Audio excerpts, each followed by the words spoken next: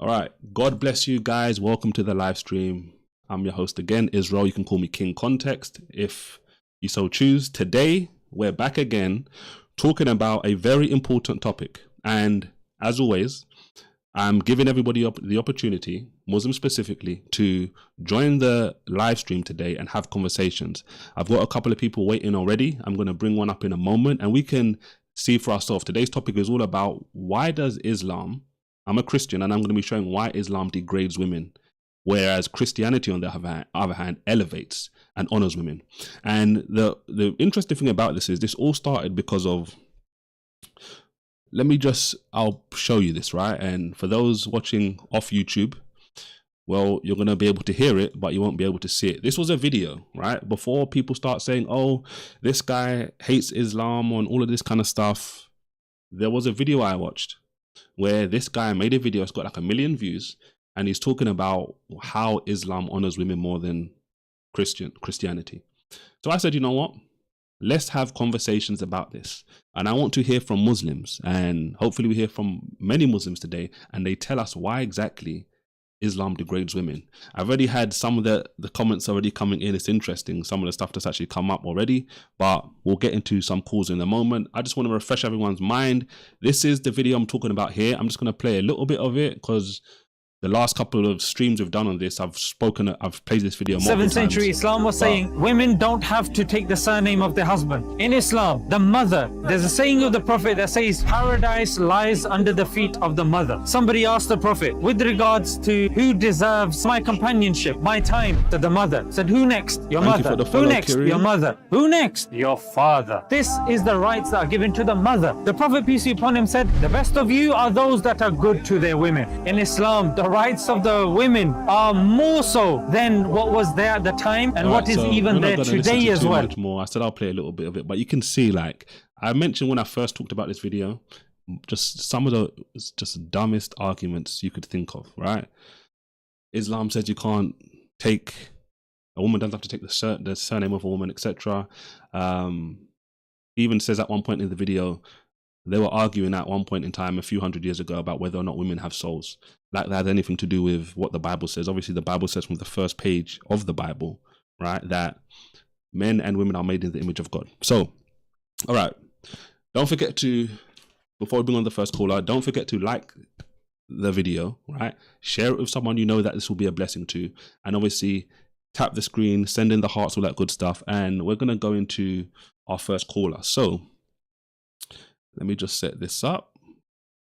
All right, give me 2 seconds. All right. First caller. We've got a couple waiting, but all right, cool. Give me 2 seconds. All right. All right. Let's go.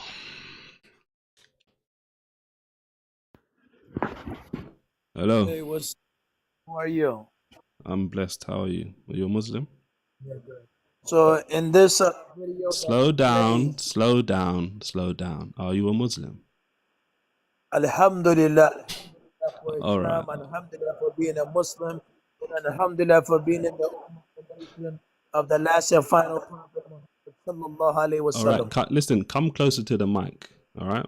Yes, can you hear me now? Come closer to the mic. All right. So can you hear me now? Yes, I can hear you better. All right. Like you sound a bit echoey, but let me know in the chat, guys, if you can hear him. If you can hear him well enough, right? But yeah, can you hear me now? Okay, yeah, it's better now. Cool. So yeah, so Jesus. Hold on. Listen. Slow yourself down, or this is not gonna work. All right. Yeah. Slow down, man. All right. Stay away from Islam. Thank you for the follow. Appreciate you. All right. Today's topic, today's live stream is about why does Islam degrade women and Christianity honors and elevates women. Okay. You don't agree, right? I don't agree. Imagine someone saying, don't bully him. How am I bullying him? We're not going to have a good conversation if he's shouting and doesn't actually let me talk. Who's shouting? Who's shouting? You were shouting. When I started talking, Why are you lying? Why are you lying? I'm talking to you nicely. Why are you saying I'm shouting? All right. let's move past this because clearly it's not going to last for long if you keep this up. All right. Well, Do you disagree? how am I Right? shouting? Like, I'm talking listen. to you in my All right, normal cool. voice. All right, cool. Whatever. You as a Muslim, you disagree with this, right? You don't believe that 100%. You disagree. It is only that, Islam that honors women. okay. It is only Islam that gives women's rights. No Okay. other religion gives women's rights but Islam. Okay, open your Quran, please. Okay, I have my Quran. Yeah. All right, go to chapter 4, please. Boy, go to chapter 4. What did chapter 4 say? Right, go to chapter 4. Yes. Before we read what the Quran says, right, and how it degrades women, I want to read. Okay. I'm going to read something from the Bible just as a comparison, right?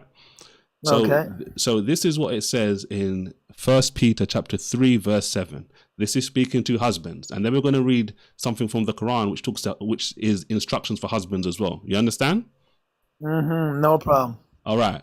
1 Peter chapter 3 verse 7 says, "Likewise, you husbands, dwell with them, speaking to their wives, according to knowledge, giving honor unto them, unto your wife, as unto the weaker vessel, and as being heirs together of the grace of life, that your prayers be not hindered."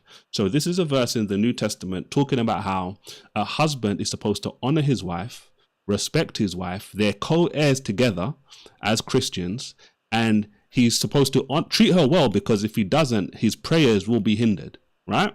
This is one example of multiple examples I can give you from the Bible telling a husband to honor and treat and respect his wife, right? Now, I want you to go to verse 34. I want you to read it out so everybody can hear it. Go ahead. Hold on. Verse 34, you said, right? Read it. Hold on. 34.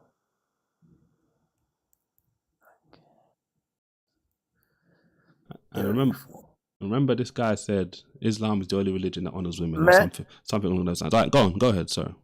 No, sir. What did you say? Read it, man. I was just repeating what you said earlier on about Islam is the religion that honors women. Read it. Yes, men are in charge of women by right of what Allah translation has is that? Sorry. Huh? What translation are you reading? Sorry, which one? What do you mean? What translation you're reading? What, brother? This is not the Bible. This is not the Bible. What translation are you reading, man? Stop lying. We already know there's different English translations. So what translation are you reading? Or are you reading the Arabic? Is that what you're trying to say? Bro, stop your nonsense. What translation you're reading, okay? What translation is it? Is it Sahih International, Hilali Khan, Aubrey, Pickford? What translation is it? Men are in charge of women by right of what Allah has given one over the other and what they spend for maintenance from their wealth. So righteous women are devotedly obedient, guarding in their husband's absence what Allah would have them guard. But those wives from whom you fear arrogance, first advise them.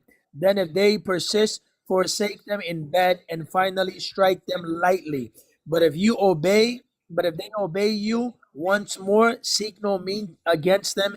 Indeed, Allah is ever exalted and grand. So where does it show that women don't have rights? Do you understand? Do you read Arabic? Yes, Alhamdulillah, I read Arabic. So why listen to me? If you understand Arabic, can you see this, guy? You see this, yeah? You see this fool, what he's doing. You want to have a conversation. You want to have a conversation. I'm a clown. You listen. If you understood and knew Arabic, why were you reading a false translation? Why are you reading a false translation? Why are you reading a false translation? Why are you reading a false translation? Why are you reading a false translation? See, you see these people, or let me not even generalize. You see this Muslim. He's reading a translation, right? He's reading a translation. It says, strike them lightly. The reason I'm asking him about Arabic, because it doesn't say lightly in the text. That's a fabrication.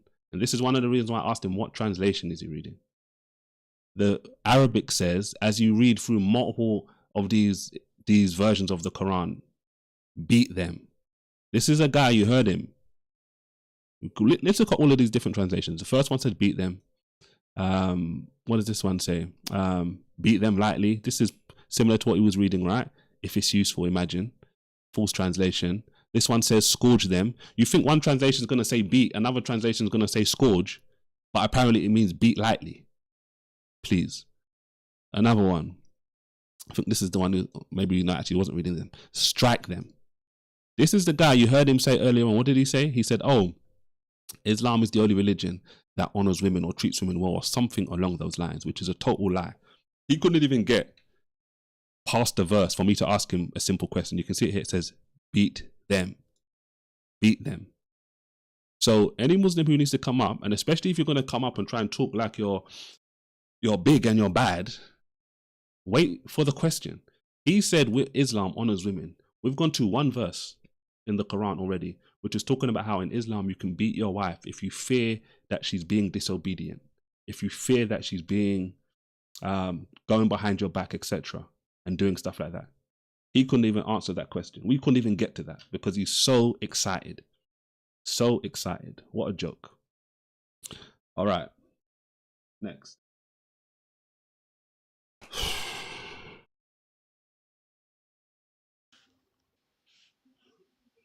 Hello. Hi.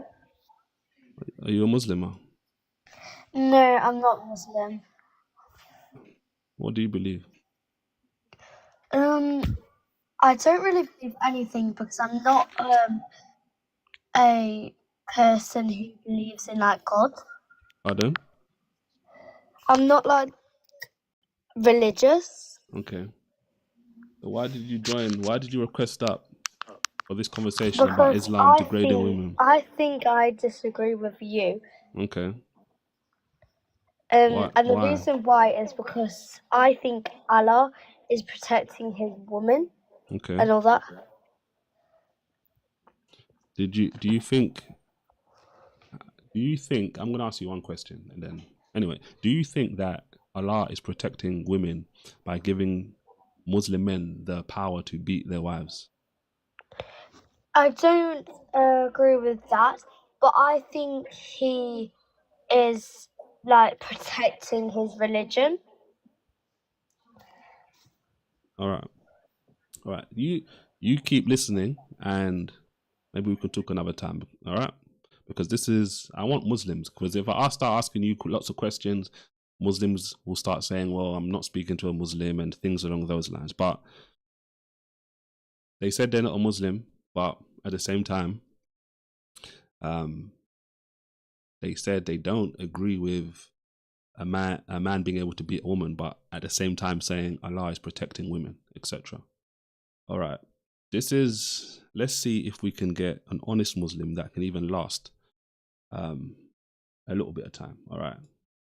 Like, share, subscribe, hearts, guys. Let's see.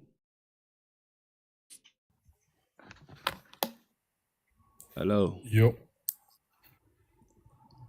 Are you a Muslim? So, yeah, I'm Muslim. All right. So you've obviously been waiting for a little bit. Tony, thank you for liking the live. I was on a different account. I came on my mail. Pardon? I said I was on a different account. And I came on this account. Same profile picture. All right. Account. So today's topic is Islam degrades women. Why does Islam degrade women?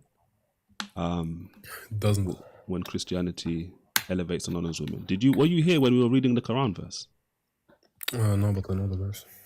You weren't here for that, no? No, I wasn't. Okay. Go to chapter 4 of the Quran. Yeah, I know the verse. It says in the Arabic, وَضْرِبُهُنَّ. Pardon? وَضْرِبُهُنَّ. Yeah, it says in the Arabic. If you don't know what verse I'm going to, if you haven't been here, so what are you talking about?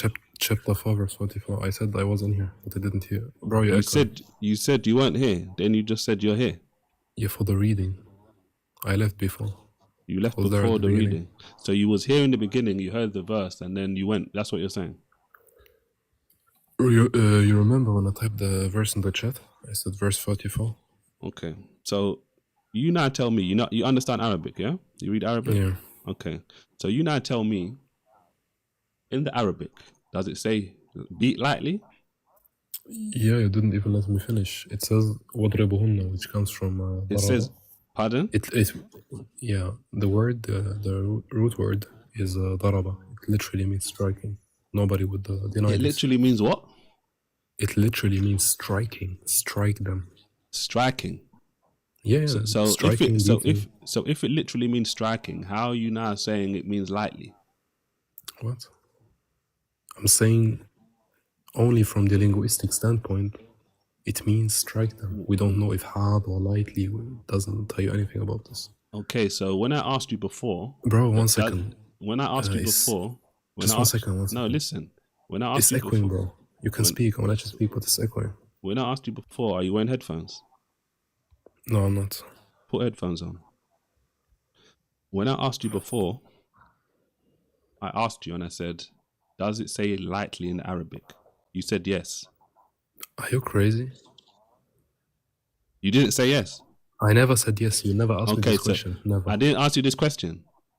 You never asked me this question. I never said yes. Guys, let me know in the comments if I asked that question or not.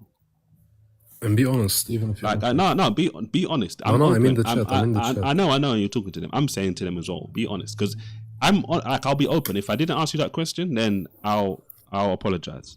But I'm pretty sure. I'm pretty sure I asked you that. Yeah, no, I explicitly said. Miley saying I sure did. Thank you for that. No, sure.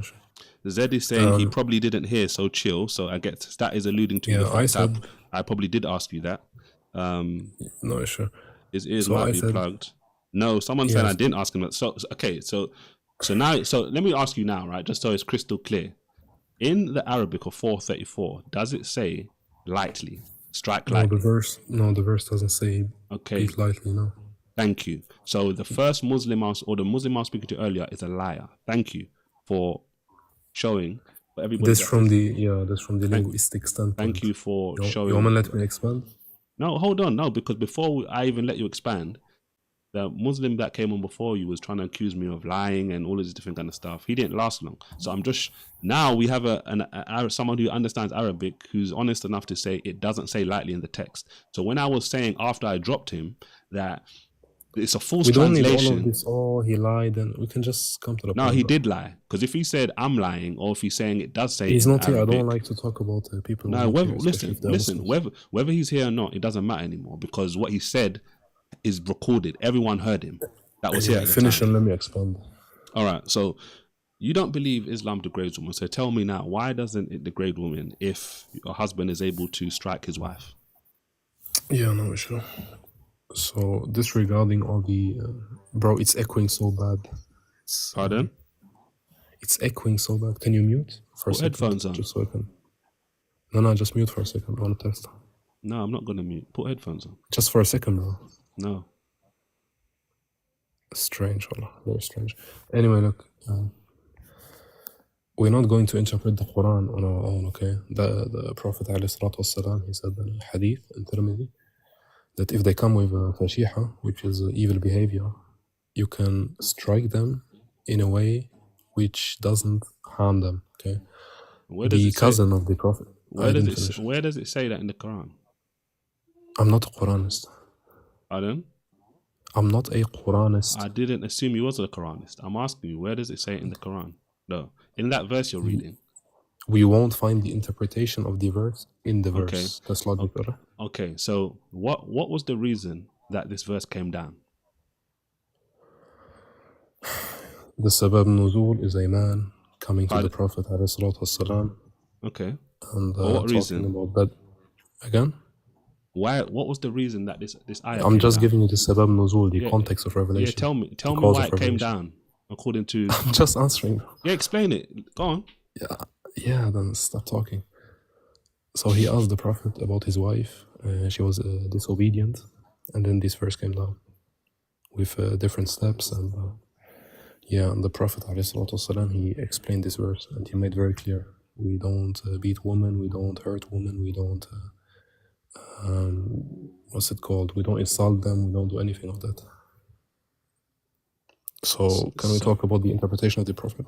So no, you said the reason this verse came down is because a man came to your Prophet and was talking about his wife because his wife was disobedient. Yeah, in Islam, in the Quran, we have something called asbab al-nuzul, causes and contexts of revelation. Okay. Yeah, I know. A verse doesn't just come down. That's why I asked you what was the reason for the verse coming down. But I just answered the But question. you're telling me a story which has like that's not where it came from. Bro, can we come to the point? Pardon? Can we come to the point?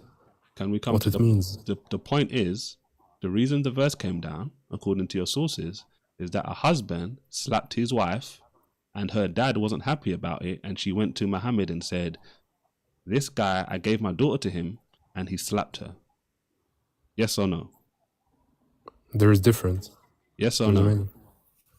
There's also a story that's in the hadith. I know Okay, it. so why are you not telling me that story, but you're telling me another story? Because there is difference.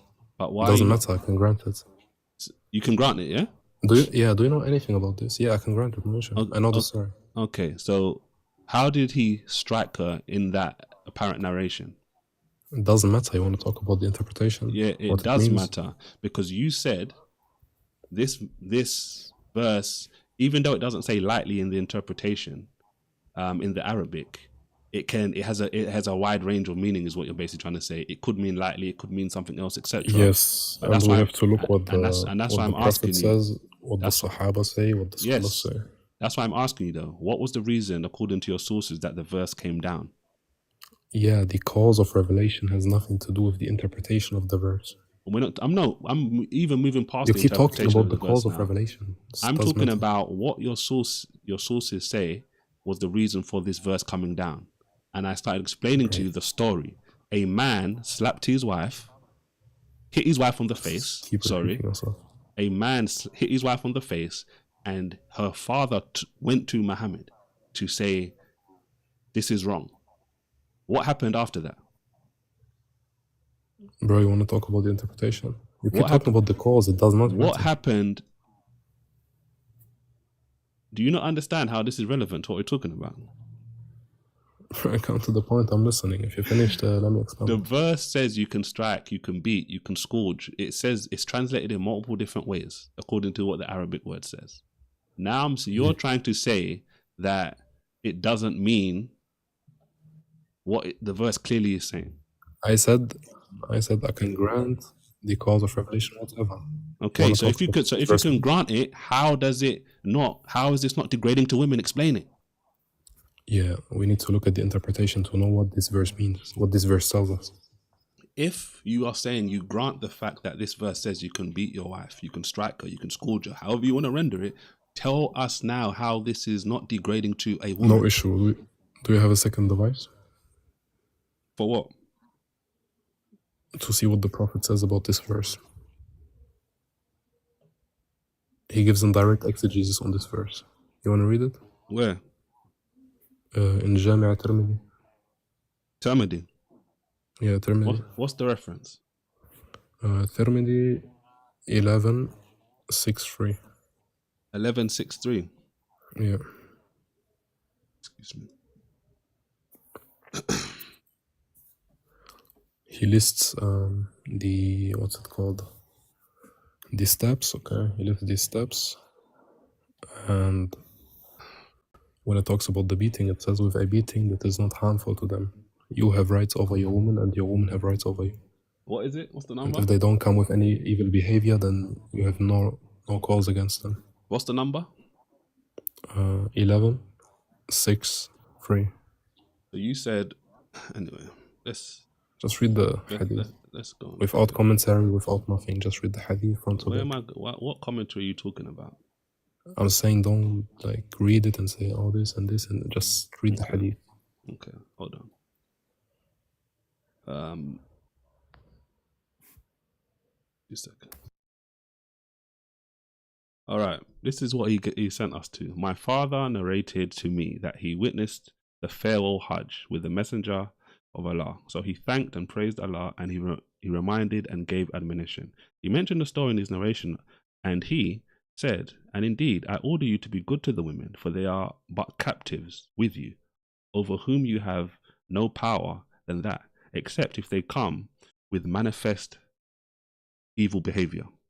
If they do that, then abandon their beds and beat them with a beating that is not harmful. And if they obey you, then you have no cause against them. Indeed, you have rights over your women, and your women have rights over you. As for your rights over your women, then they must not allow anyone whom you dislike to treat or your bedding, furniture, nor to admit anyone in your home that you dislike, and their rights over you are that you treat them well in clothing and feeding them. So Right. So go on, according to go the on, Prophet, go on, what? go, keep going, Yeah. explain, go. So according to the Prophet, sallallahu alaihi wasallam, with a beating which is not harmful, right? So you can establish this first. You can't come and break her bones and do a suplex, and it's impossible, right? In that hadith, yes, but now, Okay, perfect. now, hold on. We can continue. I have more. No, hold on. But now, at best, all you're gonna do is say, we're gonna read another hadith now, which is different. Yeah, Are you talking about the hadith with Aisha? there's more. No, I'm not even talking about that hadith. But before we even read this hadith, you explain what that hadith says. Go on, so everyone knows what you're talking about. The hadith of Aisha. What happens in that hadith you're talking about? I'm asking you which hadith. You mentioned a particular hadith. Now you're trying to play dumb. Explain what happens in the hadith. I'm asking you. I'm trying to help you. All right, don't worry then, since you want to play dumb. All right, in that hadith he's probably talking about, it's the one where they go to Aisha, and Aisha, who's the wife of Muhammad, says she's never seen women suffer more than the believing women, the Islamic women, because a woman came who was being beaten by a wife, and she had a green mark on her body, like the clothes that she had on, etc. What's the number? No, I'm not going to bring it because it's irrelevant for now. But you don't gonna bring it. You're just going to paraphrase it like you want. Tell me if I said anything which was wrong or changed. I don't know which hadith you're talking about. Okay, go and Google it after. All right, let's look at this. Right, this is Abu Dawud, right? 2459. It says, a woman came to the Prophet while we were with him. She said, Messenger of Allah, my husband, Safwan ibn al-Mutal, beats me when I pray and makes me break my fast when I keep a fast. And he does not offer the dawn prayer until the sun rises. He asked Safwan, who was present, about what she had said. Now, I'm just going to stop for a second, right? This woman has come to... the hadith? Hold on. This woman has come to the Prophet and said, her husband beats her, he makes her stop her fast, etc. Now, let's continue. Now, he asked Safwan, right, the husband, about this. Now, look what it says. He replied, Messenger of Allah, as for her statement, he beats me when I pray, this is his reasoning. She recites 2 surahs during prayer, and I have prohibited her to do so. So she's basically reciting too much of the Quran for her husband. So because of that, he beats her.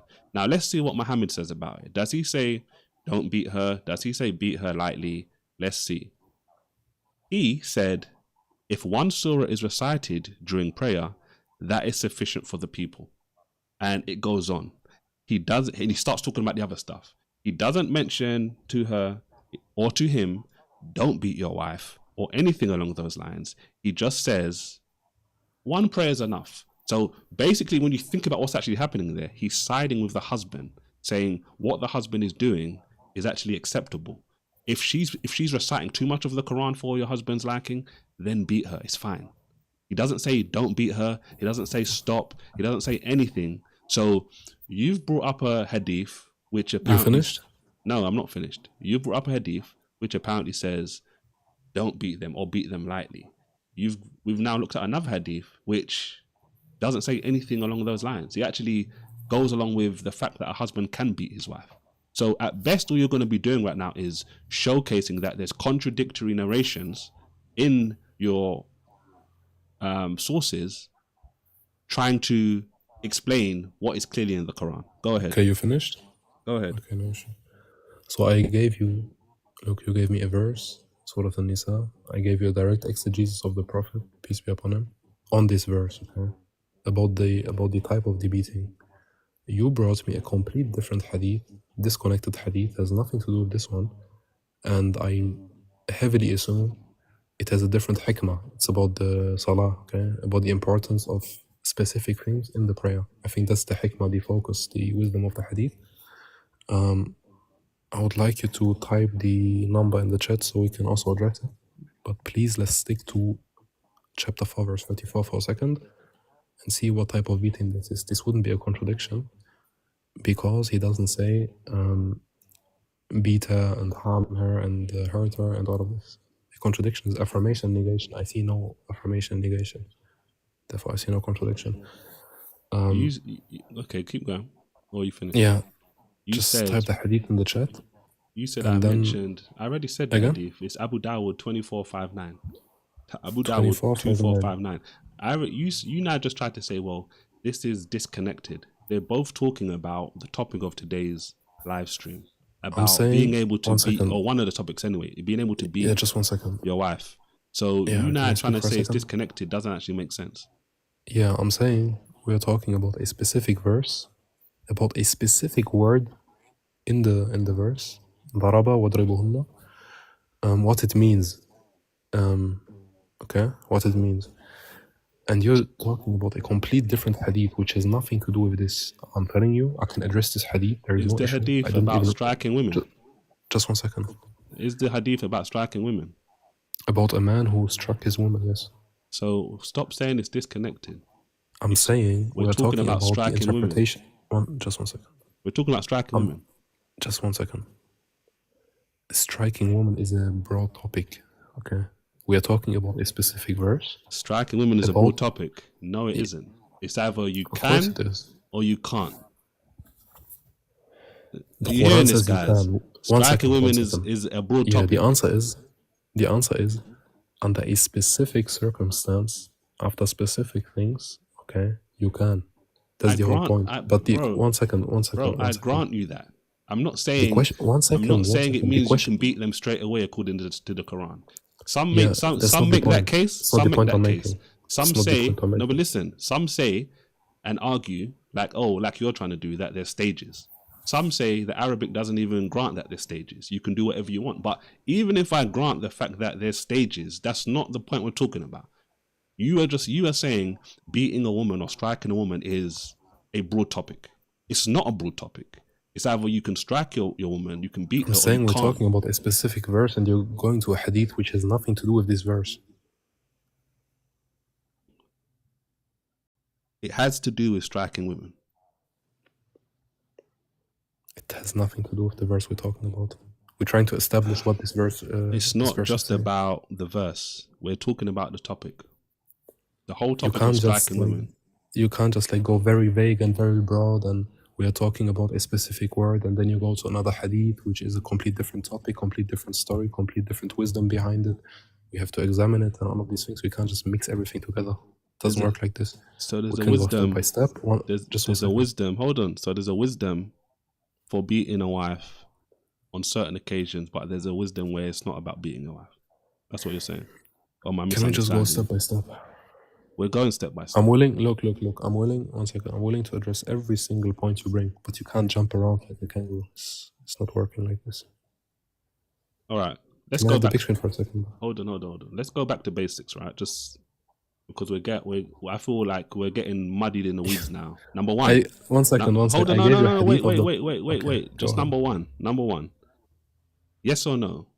In Islam, can you beat a woman? Yes or no? A husband, can he beat his wife? Yes or no? It's not under every circumstance this Just allowed. look, just yes or no, Yes, man. yes. Okay, cool. Yes, thank you. Okay, now explain what circumstances you believe is acceptable according to your religion to beat a wife. Go ahead. Yeah, so if you try everything and she comes with evil behavior and she doesn't listen to you and all of these things, Islam, or Allah subhanahu wa ta'ala in general, He doesn't like when marriages, they are, when they stop and all of these things. There is a last chance, a last attempt, which is a light beating with the focus on like symbolically showing her it's too much. It's not to hurt her, not to scare her, not to do all of this. It's the last thing you can do. The reason for this is we are not like the Christians who just fornicate and break marriages and sleep with other men and women while being married. We don't have this. It's just to protect marriages, and it's the last step, the last step. And if we look at this last step, if we examine this and analyze it, we see You know what a miswak is, right? Yeah, the toothpick thing or whatever. Again? The toothpick. Right. Can I have the big screen for a second? Look, even the chat says my voice. Yeah. Can you maybe mute up when I'm speaking? No. Strange. Yeah, can I have the big screen? What do you want the big screen for? I want to show the cousin of the Prophet, Ibn Abbas radiallahu anhu. He was asked about the very same thing. What's the reference? It's wait, let me give it to you.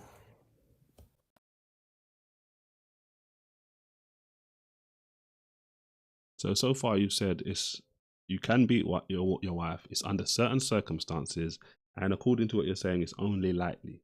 It's only as a warning, basically, just to show significance. It's the last step. Okay, so do you believe? Okay, so based on your interpretation, you believe that 434 is talking about stages, yeah? Of course. Okay, so firstly, what's the first stage? Wait, let me drop and come back. Is this Pardon? Stage 1 is what? He dropped. Oh, okay, he's back. You were saying stage 1 is what? Can you hear me better? You sound the same. Stage 1 is what? It's, I think to abandon their beds. Okay, abandon them from beds. And then stage 2 is what? Bro, can you just address the topic? Keep waffling around. I'm waffling. Can we talk about what this word means? What word? Daraba. Wadribuhunna. No, because we're not even done with what we're talking about yet. What are we talking about? We're talking you brought about, up this verse and you asked about the linguistics of the word strike. I'm asking you about the stages. You've given your interpretation, which is you can do it, but it doesn't mean anything severe. It's a light beating or a light striking, and it's only with like a toothpick basically. So it's basically nothing. It's just to show that it's no issue. So according okay. according to the Prophet, so now I'm asking you. So now I'm asking you about the stages. You're saying stage 1 is what, according to the verse? We're not talking about the stages now. I asked you because you said you believe in stages. So I want to walk through these stages step by step. Because this is the key to your whole interpretation, basically. It's stages. He was talking about the word wadribuhunna, and we're trying to examine what it means. Can you just address it? Pardon? We're trying to see what this word means. Can you just address the topic? We're trying to see what the word means. Just 1 second. Okay, so one second.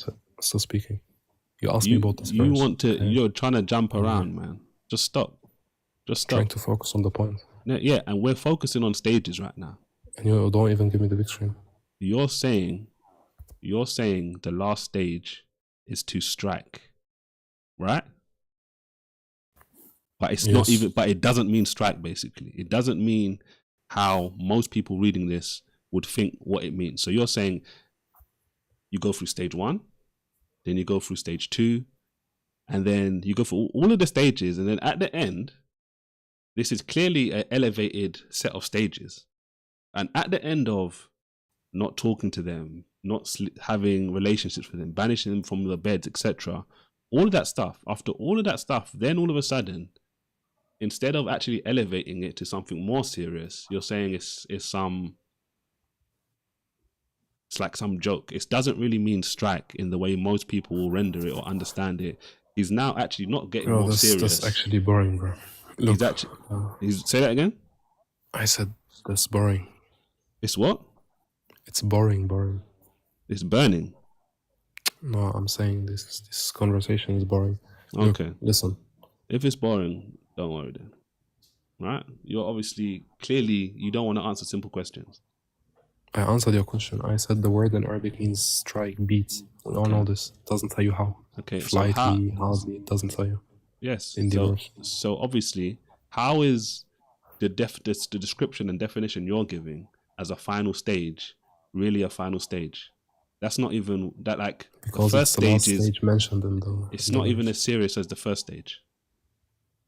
So beating is not as serious as not Well, talking to your wife. the way you're talking about it, saying beating, that's what I'm talking about. You're explaining it as if it's not anything serious. It's not me explaining it. It's the Prophet. Peace and blessings be upon You're him, explaining it in that way. How is No, I'm just how referencing is using the a Prophet. toothpick and just like showing it in front of her face or whatever, as if like, That's, hold on, that's what the cousin. That's what the cousin I'm of the being Prophet said. being serious now. I'm being serious. This is really serious. How is that more significant than not talking to your wife or banishing her from the bed and all I'm of not that kind gonna of lie. stuff? You're acting very, very strange. I'm acting strange. I'm asking you a simple, logical question We could make that progress. most people, you most keep people with a hanging on brain this. would ask. Just 1 second. We can explain this verse in 20 seconds, 30 seconds, and continue talking about something different. Just keep hanging on this point. It looks very easy. We don't come and Why should we? Why should we 1 move? second. Why should we move from the point if the points you're making aren't reasonable? You want me to move Yeah. from it. Why should I move from it? You want to hear? Yes, I want to hear something which makes sense, something which is reasonable. So again, and for the last time, I'm not going to repeat myself. Okay? This verse doesn't tell you if light or hard. The Prophet and the companions and the early generations and the scholars, they tell you what type of beating this is talking about, right? We Okay. don't interpret the Quran by our own desires or by our own feelings or by whatever. Okay. According to the Prophet, a beating which does not cause harm. According to the cousin of the Prophet, many of the predecessors and majority of the scholars, it's a symbolic beating with this wooden toothbrush, right? So there's no issue. So when I asked you earlier on about Akhi, I showed him Tafsir al-Tabari, he doesn't want to give me a big listen. When I showed you earlier, when I spoke about earlier on, and I asked you about why the verse came down, and you gave a different example. I spoke about a specific example which says this is why this verse came down, and it's an example where a husband hit his wife on the face. How does that correlate? How does that link in with your traditional symbolic toothbrush, toothpick, whatever you want to call it, beating? They don't No go issue. together. So you concede on this point, and we talk about the hadith you brought up in Abu Dawood, right? Say that again. I said you concede this argument, and we talk about the hadith in Abu Dawood you just brought up. I'm Yes not or no? conceding anything. What are you talking about?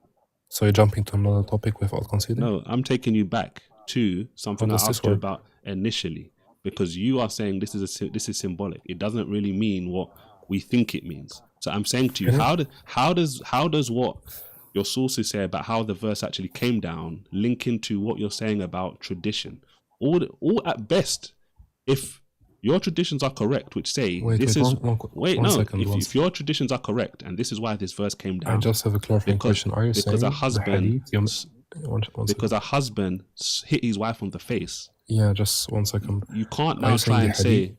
you Oh, can't my. now try and say stop interrupting me, man.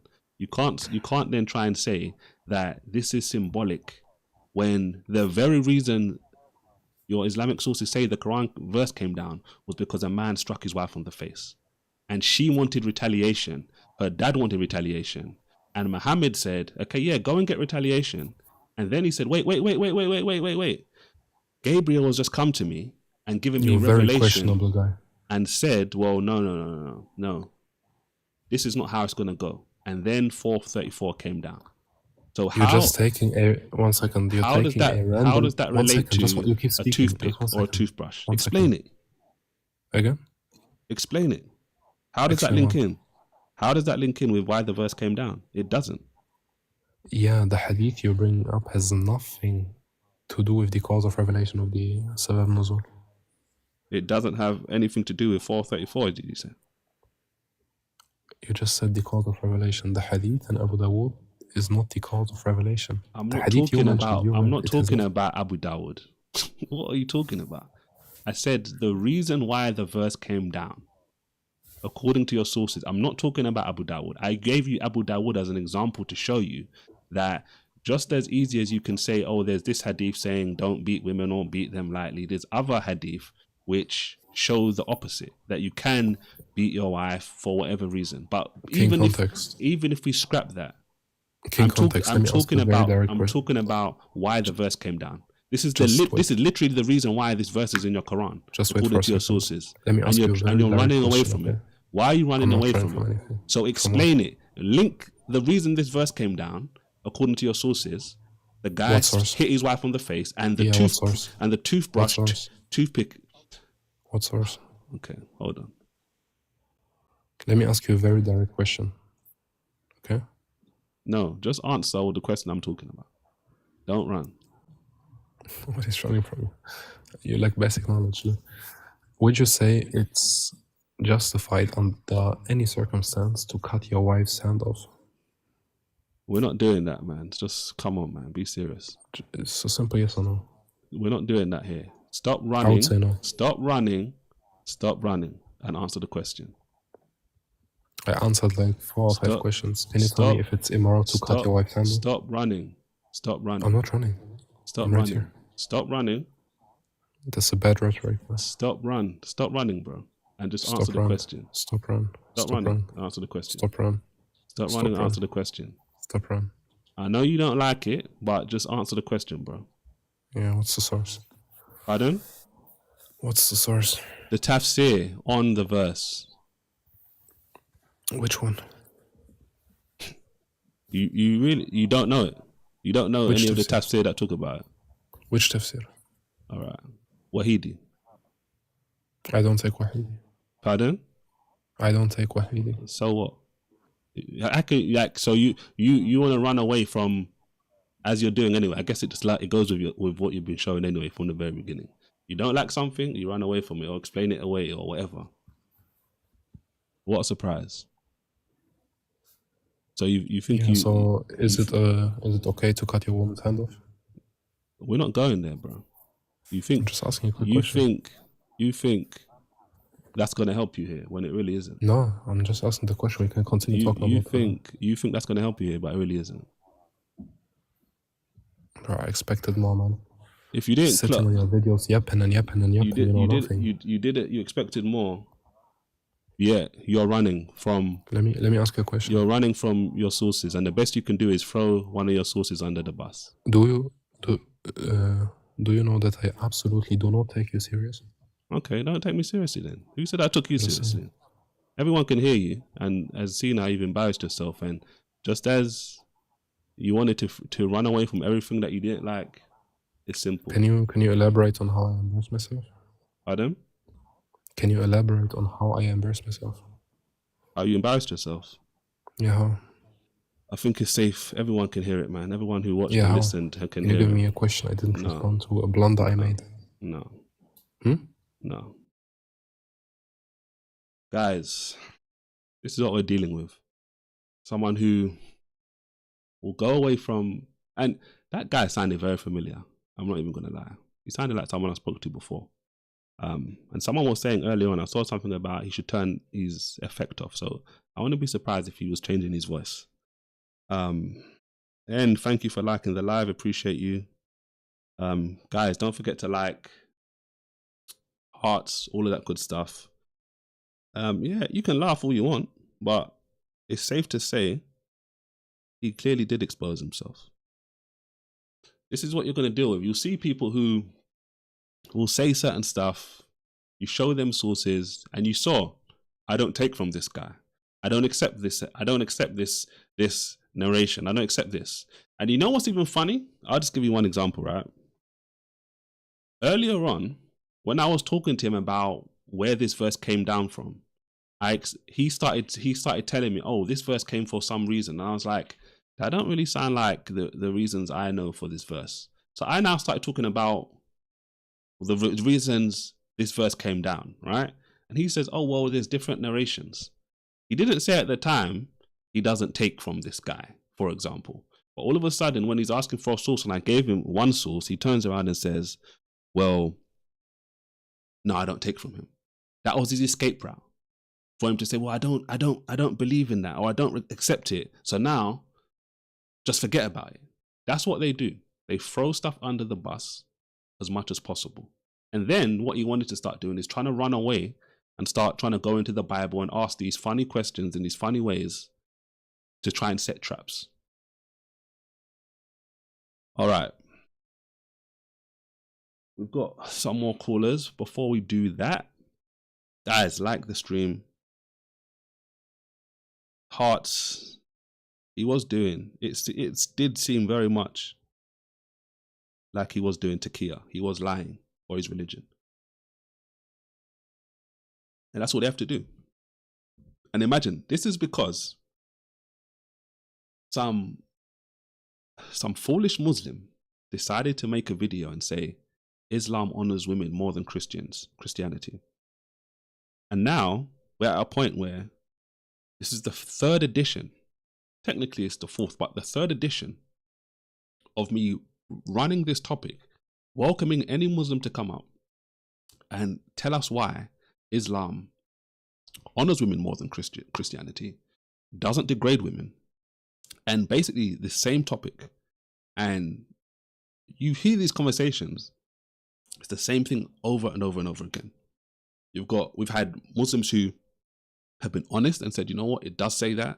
You've had Muslims who have said, you know what, wives are husbands' property. You've got a Muslim that we had today who turns around and says, well, okay, yeah, you can beat them, but it means it's only in a certain scenario. And when I'm pressing him and saying, okay, cool, this is why the verse came down. And the best he's going to do is say, oh, I'm going to run away from it. He's mentioning a hadith. I'm showing him another hadith. And he wants to do pick and choose. This is not pick and mix, right? This is not how you get to truth. Apparently, I've got no knowledge on religion. All you have to do is read the verse, read the sources, and it's quite obvious.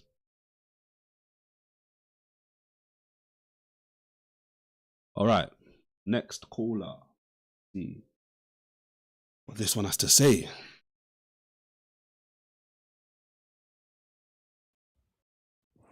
Hello. Yo. Are you a Muslim? Yeah. Okay. How long have you been here on the call waiting? For like 15 minutes. Okay, so you heard some of the previous conversation. I heard near the end, but Okay, I just heard when he started saying, I haven't been taking you seriously. Okay, yeah, I know, but you said 15 minutes, right? So you've been here for a few minutes. All right. Yeah. What do you think? What do you think about Quran chapter 4 verse 34, where it says towards the end of the verse, a husband can strike his wife? What do you think about that? Is that honorable, or is it? What do you think? So, I'm gonna give you my honest feedback on it. Us as men, we're the providers, and Okay. with our women, it's kind of like, I don't want to make it seem as if I'm saying I literally own the woman, but here's the thing, I'm providing for her, and there needs to be that mutual respect. She respects me, and she belongs to me in some way. Now, Okay. this is what I mean. She belongs to you in some way, you said. Yes. Okay. And I provide, okay. I do the hard duties, Yep. make sure she's happy, make Okay. sure everything is good. I can go through a rough time. You can be happy, but you're mine. Okay. You understand? Okay, I understand. And when it's talking about strike, can you define strike for me? What does strike mean? So, you define how you think what it means. Do you know Arabic? For an example, if my little brother, hypothetically, put his hand over a candle that was on fire, and if I strike this hand to move it out of the way, did I hit him? Yes. So, even with the intention of me moving him away from harm, you're gonna say that I hit him. Well, you did hit him. That's what hitting means. If No, you want to, it depends on the yes, intention. No, it doesn't. If you want to talk Of course it about, does. listen, if you want to talk about reasoning and whether I understand why you did it, that's a different thing. But to hit someone is just like you just hit someone. That's what a hit means.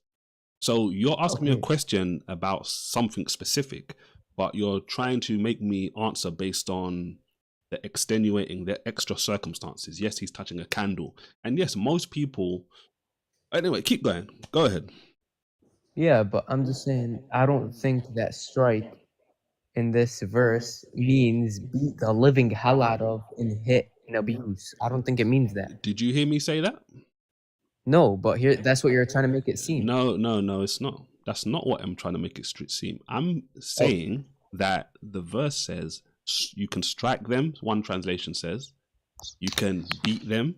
Another translation says you can scourge them. It says there's different English translation of the Quran used different words to explain what the word means. That's all I'm saying.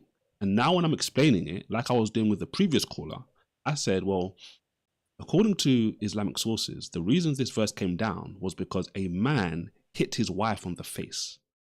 And it was severe enough or significant enough for her father and her to go to the Prophet Muhammad and complain about it and say, well, this isn't right. We want retaliation. Basically, we want her to be able to slap him back. And according to that, Muhammad says, yes, go and get retaliation. And as they're about to leave, he then says, the angel Gabriel has come to me. I've got revelation, right? You can't do it anymore, right? We wanted to do one thing, i.e., yeah, you can have retaliation, but God is saying something different. And that is the reason, according to the sources, why the verse came down. So I'm saying to hit someone on the face, so much so to the point where she and her father are upset enough to go to Prophet Muhammad in your sources, is giving us insights about the verse. So I'm not saying it means beat the living daylight out of someone. It could mean that. It may not mean that. My point is, in the source that I'm talking about, is he's hit her on the face. Here's the thing. No, in Islam... What do you think? No, wait, hold on. What do you think about what I just said? Yeah, well, here's the thing. I would rather have the worst thing happen to me than my wife hitting me, okay? That's not how it's gonna be, and it's not something respectful. And But here's the thing, like I we're said... not talking about whether the wife hits you or not. I know, we're but talking about here's being the thing. hit on the face. So you gave the example of hitting your brother's hand away from a candle. Okay, go ahead and show me the source. All right. Do you take from Wahidi or you don't take from him? No, I don't take from him. Okay, so why am I going to show you the source for? What's the point? Because you're showing me something I don't take. Pardon? You're trying to show me something I don't take. You are. This is why I asked you. I wouldn't have asked you if I didn't have the previous caller, because he didn't want to say, when I first started mentioning it, he didn't want to say he doesn't take from it. But all of a sudden at the end, to get out of it and to run away, he wanted to say, I don't take from it. This is why I'm asking you now, do you take from it? Because if you don't take from it, what is the point of us having the conversation? Because you're basically just running away from it. Why don't you take from him? Okay, here, I don't take from him. That's all you gotta know. Now, tell me why you don't take from him. Give me a reason. I'm not obligated to take from him. No, I didn't say you're obligated, but tell me why you don't take from him. I choose not to take from him. Why? Do you take from? That's like me asking you, what are you Catholic? What are you? No, it's not exactly the same as that. And okay, no, it is. That's like me telling you, do you take these sources that your sect doesn't take? If I said, it makes no sense. No, it does make sense. If I said to you, no, it doesn't. If I said to you, look, you know what, I'm not Roman Catholic, so I'm not bound by them. That would be a reason. Give me a reason why you don't take from him. Is it like you're technically asking me? Okay, let me ask you. Why don't you take from him? Telling me, do you take that? That's like you telling me, do you take Shia Hadith? I don't take that shit. So and the stuff that you're showing me, I don't take. Don't swear on my live stream, please. No profanity. All right, chill out. So you know that I don't take it. No, so all you have to say is stop trying to force it down my throat. I'm not trying to force it down your throat. I'm just asking you, give me a reason why you don't take it. Does that matter? That's all. Yes, it does, because I want to know why. I don't need to take it. I'm not gonna take it. That's it. Okay, you're not gonna take it. All right. Cool. Yeah. Now what? Now, so go back to what you were saying. You obviously like the last. And then you're gonna sit here putting a picture of a niqab. Oh my! What do you mean degrade? Oh my goodness, man! What is this? What is this? You know how you're trying to find anything to pick on. Do you know how crazy this is? This is so crazy. I was literally thinking about this earlier on, right? I mentioned this earlier on. This is not the first time I've done this live stream. And I kid you not, so many people keep commenting on the picture of a Muslim woman I've got. And I'm like, are you crazy? I mean, you have a problem with it? Like, have I said in one live stream anything about a hijab? I mean, you're using it as clickbait. No, I'm not. It's here. This is a topic about Muslim women. Yes. Okay. So it's a topic about Muslim women. Hold on. So women wearing the niqab should be included. Hold on. So now, what I want you to do, go on Google and type in Muslim women, and you now tell me the first pictures that come up from that search. I'll wait. That has nothing to do with it. Yes, it does. Yes, it does. I asked you, do you have a problem with the women? Do you see Do you have this, a guys? problem with the women wearing the You niqab? see this? You see what's happening now? You have a problem with it? He's saying, "Oh my God, I'm rage baiting, I'm clickbaiting because I've got a woman who's covered." And I'm saying to him, "Go and search Muslim women on Google and look at what the first pictures are that come." Okay, could I ask you? You have a problem with women wearing the niqab? Have I brought up a woman being covered as a problem today? So here's the thing. Have I brought it up, yes or no? Have I brought it up, yes or no? You're gonna display something Do and then you say see- you're do gonna you put see, it. Hold on, guys? I'm talking. No, you're gonna no, display no, something no, and then you're gonna say no. Islam degrades women, and then you're gonna expect me to not talk on it. Did you see? You put it in front of the screen. Do you see what's happening, guys? Do you see what's happening? You don't know how to wanna- talk. They want to run away from what You don't I'm know how to actually talking communicate. about. I do know how to mute you. I know how to drop you too, just like that. See that? You see what happens? This is what we call rage quitting. They're literally now running to something completely different.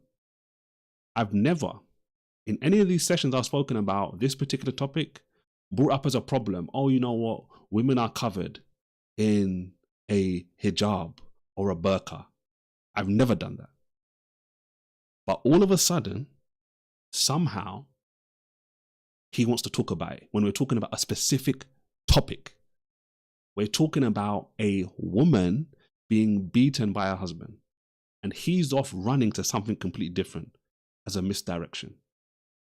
This is what we're dealing with. And he's trying to gaslight, basically saying, oh, yeah, do you have a problem with it? Do you have a problem with it? Whether I have a problem with it or not is irrelevant. If I'm bringing it up, then speak about it. But this is why I said, and I was thinking about this earlier on, because I was wondering, I was like, you know what? I'm going to do this stream today, and I'm sure someone's going to try and say this again. Google Muslim women and you'll see for yourself the pictures that come up. It's almost like they're embarrassed of their Muslim women when this is how they expect. And you know what's actually funny about this whole situation, right? Before I bring up the next caller. When I initially was making a picture for this live stream, right? I searched Muslim women and I was like, Muslims like their women covered. So I purposely said, you know what, I'm not going to pick any picture which they may look at as like disrespectful or like dishonorable to women. And imagine all of these people that have come up and complained over these different sessions about this. Like, you can't make this up. This is literally what they expect and desire their women to look like, covered up. And they're embarrassed of it. And they want to now start gaslighting me and attacking me and saying, oh, I'm doing this to get people mad. To get people mad and to rage bait. No, this is a Muslim woman. It's like, imagine, I'm talking about nuns and I put a picture of a nun up and then someone comes up and says, oh, why are you putting a picture of a nun up like this? Like, are we really serious? Like, is this where we're at? It doesn't make any sense. All right. It totally is ridiculous. This is what we're dealing with. They can't even deal with one verse in the Quran. One verse. I spoke earlier, right? I said Islam degrades women, Christianity elevates women. And we read earlier from 1 Peter chapter 3, verse 7, which talked about a husband giving honor unto his wife, treating her with respect, and remembering and realizing that you are joint heirs with her. And treat her well so your prayers are not hindered.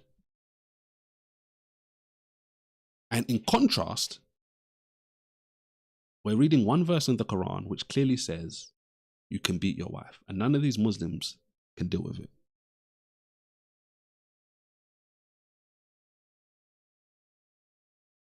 Thank you for the follow, another light skin. Appreciate you. All right.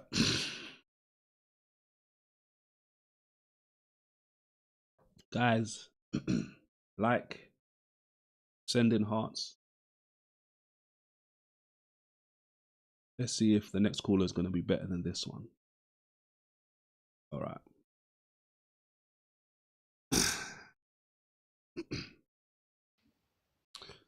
Hello. How are you? I'm fine. How are you doing? I'm good. Are you a Muslim? I'm not Muslim. What are you? Pardon? What do you believe? I'm non-religious. Okay. So, why did you call in to talk about a topic about why does Islam degrade women?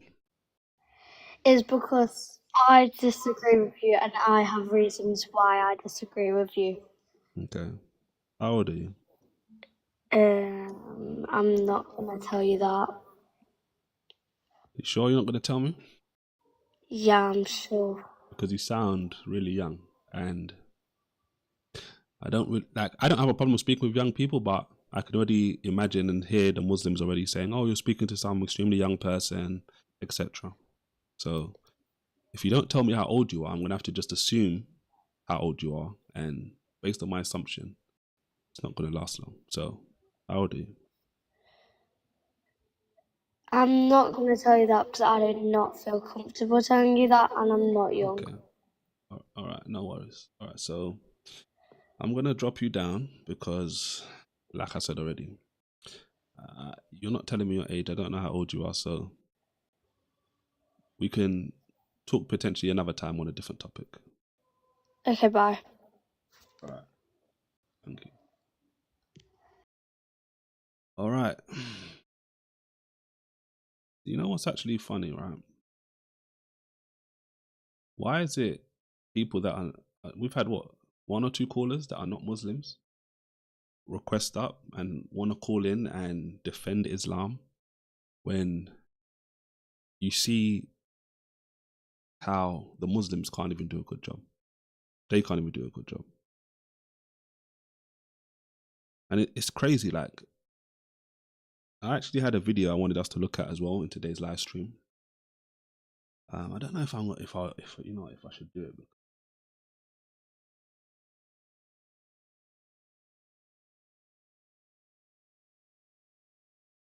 It's a video which actually speaks to today's topic. A couple of months ago, right, one of Islam's most popular apologists, popular Islamic defenders, a guy by the name of Muhammad Hijab, got put in some deep water. Why? Because he was doing some underhanded stuff with a woman. He had a secret wife. Surprise, surprise. He had a secret wife. And it was just crazy. I'll just put it like that. He started getting exposed by this particular guy who was dropping all these receipts. And just to kind of give you some context, right? This guy who started exposing Muhammad Hijab, he got access to this private group chat with loads of different Muslim apologists, etc. And what they were basically doing was trying to cover up the story, right, according to this guy. Dion, thanks for the follow. And they were trying to cover up in this group. And they were trying to make this woman who's basically spilling all the beans, they were trying to say, oh, look, she's mad, don't believe her, they were attacking her character, etc. Right? Which is crazy in and of itself, because at the end of the day, as Christians, we are supposed to follow truth. So if a brother in Christ is doing something crazy, something mad, and he's doing something crazy to, especially like a woman, right? We are to expose and to call it out and say, no, this is wrong. What these guys were doing, right, according to these videos, was the complete opposite. They didn't, in the group chat, to my knowledge, call him out and expose him or anything. They didn't do it publicly. They created this united front and said, he's being attacked. Like, don't listen to the woman. She's got all her problems. Listen to Muhammad Hijab, etc. And as this stuff's getting exposed more and more, some of them are realizing, wait, oh, you know what, this is actually really looking bad. Some of them are going quiet. Some of them are distancing themselves. Some of them, as is always the case, are doubling down and saying, no, we're going to stay loyal to the end. And bear in mind, this is a situation where it's a man with an additional wife. It's men and women. Men and women. This is one of the most popular Muslim preachers, Muslim defenders, and he's doing this stuff. And I'm saying all this to say, this just shows you like the difference.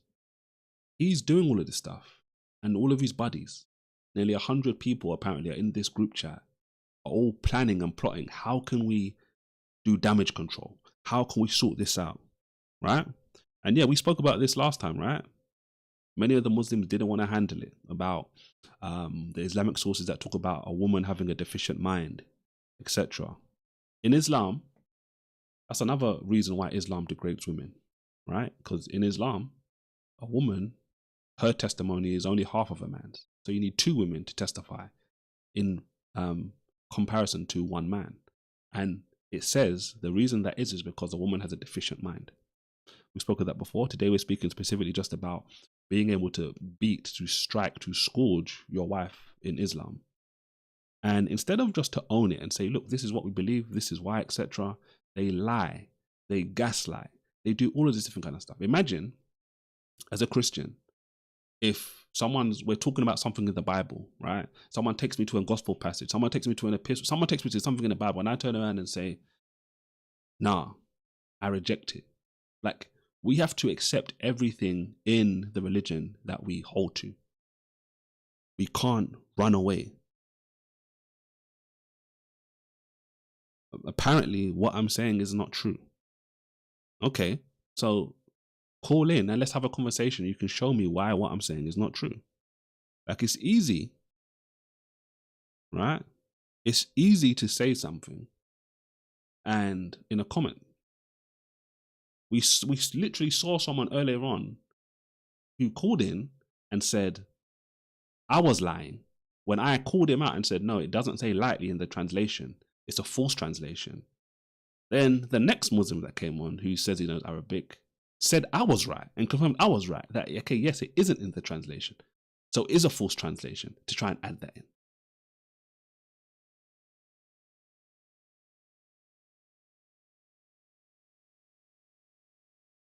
And now imagine, I'm saying call in. Now someone else is saying, no, don't call in. He's rage baiting. What am I doing that's rage baiting? You see, like, don't be surprised. You would think that you'd have loads of Muslims ready and willing to say, yeah, I'm going to come and defend. I'm going to put this Christian in his place and show you that what he's saying isn't true. But when they come on, we hear them over and over again, time and time again, saying the same thing. And he's saying, imagine why he's saying, this is why I'm rage baiting. You can't make this up. He says he's going to bring up sources that you don't know. This is apparently how I'm rage baiting. Because I'm apparently bringing up sources that they won't know. Don't give in to the rage bait. Don't be surprised. Don't be surprised when Muslims don't want to join. Don't be surprised if Muslims are not telling people, like you're seeing here, don't join these live streams. Don't have these conversations. And they'll gaslight, they'll lie, they'll deceive, they'll add and throw insults. They'll say what we heard the last guy before. Oh, why have you got a woman in a burqa up? You have another person trying to deviate and distract and go to other places. You've got another person saying, don't join the conversation. And he's going out of his way. Don't do it. Don't do it. Don't do it. Can you see how crazy this is? Right? The truth is rage bait to a liar. And it's crazy because for Christians, it's the complete opposite. Jesus said, the truth, we will know the truth, and the truth will make us free.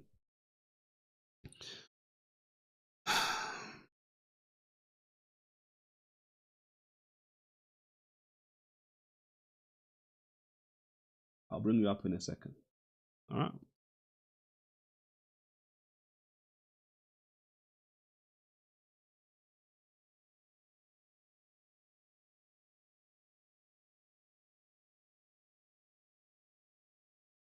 All right.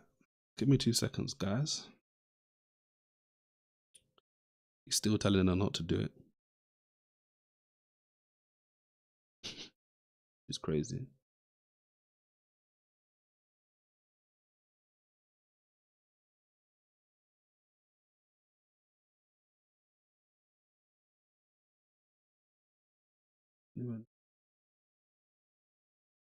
Apparently, I don't have enough knowledge. And what's funny about that is you're seeing today that you don't even have to know enough. You don't even have to know a lot. We're talking about one verse. That's it. All you have to do is know one verse. That's it. One verse is all you need.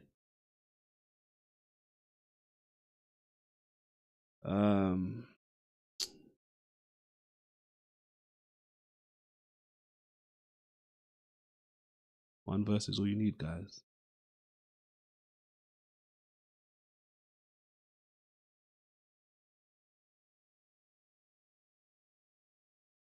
Actually not letting me bring this person up for some reason. I'm going to try and sort that out quickly. I'm going to let you enter, Maya. Just be patient. I just tried to let you up, and for some reason it's not letting me do it. Which is a bit strange, but at the same time it's not strange. You know, when you're exposing clear evil behavior, it's easy for spiritual warfare to kick in and to try and stop things down. So just bear in mind, guys, this is why I be saying to you, send the hearts in, because don't get it twisted for a second. There is spiritual wickedness in high places, as it says in Ephesians chapter 6. That's who we're warring against. So we can see it physically happening in the chat section. Someone is saying, don't join, don't join. And what a surprise, at the same time, I'm actually trying to bring up this guest and it's not even working for some reason, even though the other guests were. And maybe because this is probably the most important guest of the bunch. I don't know. Maybe this is the one who the Lord's heart has been working on her heart. Just, who knows? I should debate someone knowledgeable. What's so funny is, this is open. Any Muslim can join. The best of the best Muslim you have, the worst of anyone can join. So I don't understand, it's crazy what some people say.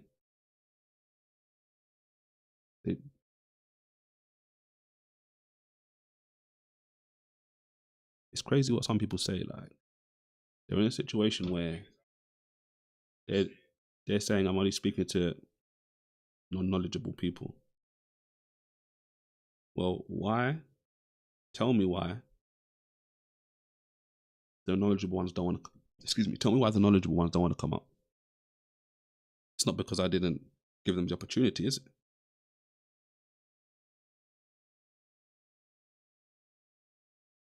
Now, I was in two minds, but in my mind, I'm like, you know what? I actually want to talk to this person, because now I do, definitely. Because clearly, someone doesn't want me to talk to her.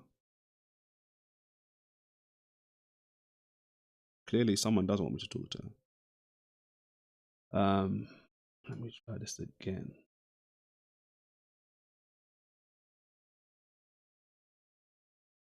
So I have to pray for these people, guys.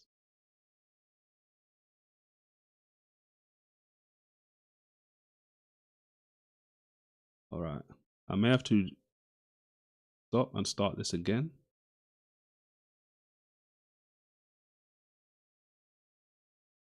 Because it's not letting me bring up this guest. All right, so what the best I can do for you, Maya, if you actually want to come up, you're gonna have to come up the other way, right? Not via TikTok. That's the best I can do for you right now because it's not working. So if you really want to have a conversation, this link, what? Not even letting me comment. All right, this is crazy, guys. This is crazy. Not even letting me comment now. Somehow I'm live, but I can't comment. All right, this is what I'm gonna do.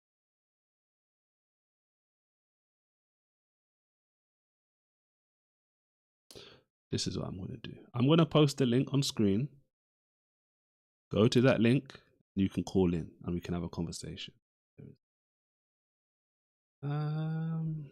Give me 2 seconds.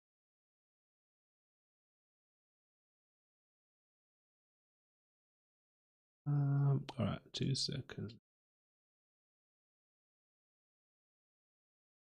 All right, let me just post it.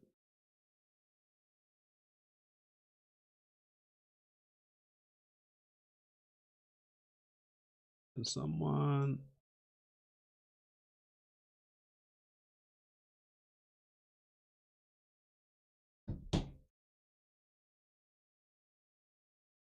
All right.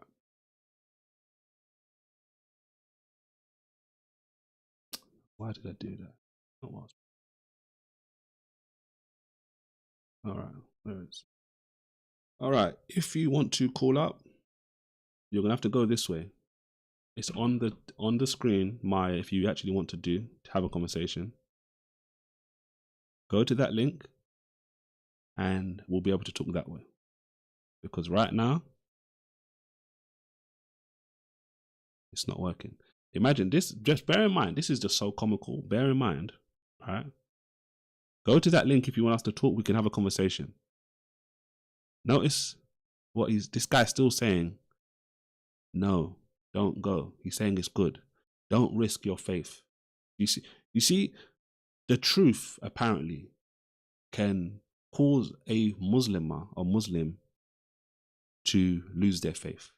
This is, and she's here trying to switch it up and say, look, I'm going to be fine, don't worry, etc. Can you see how crazy this is? Literally what's happening in the chat is he's saying, don't come into the call. Right? And she's saying, no, it's fine. I'm going to be all right.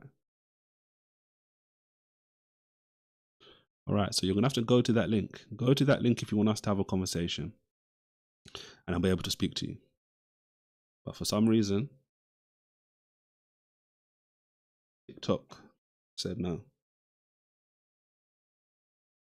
All right.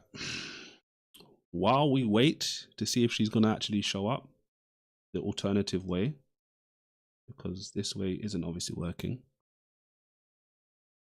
Yep, it's still not working, which is crazy. What I'm going to do... No, I can't do the live again. I may do another, I may do it again, but it's not going to be right now because I don't want to end the stream. Because the way it's going on, who knows if the stream's actually even going to work again. So we'll see. It's not about the amount of people. It's about the fact that calls are working fine. Messaging was working fine. Now I can't even message for some reason. Now I can't even bring up a caller for some reason. So go the alternative way if you want us to actually have a conversation, because I'm not going to end it and then it turn around and say, oh, I can't stream for some reason or anything along those lines. What we're going to do, as mentioned this before, I'm going to play this video.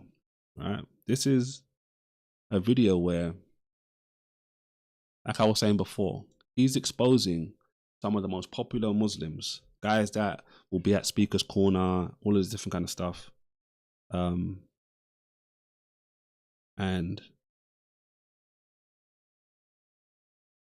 because of that, it's wild. It's wild. He's been periodically exposing. And he dropped a video yesterday. He's apparently said, like previously, he's going to, excuse me, he's going to release all of the names of the people, of these people in this group chat, all of them. Unless they confess themselves and come out, he's going to expose all of them. And imagine this guy saying, don't click random links. It's not a random link. It's not a random link. You want to have the conversation, click the link. But until then, anyway, we will watch this video, right? And again, it's so relevant to what we're talking about men in their treatment of women. And what's so funny about this is you will hear Muslims come up from time to time and say, no, we're supposed to treat women like this and good and all this different kind of stuff. But why are they treating them differently? Right? Why are they treating them differently? All right, let's watch some of this.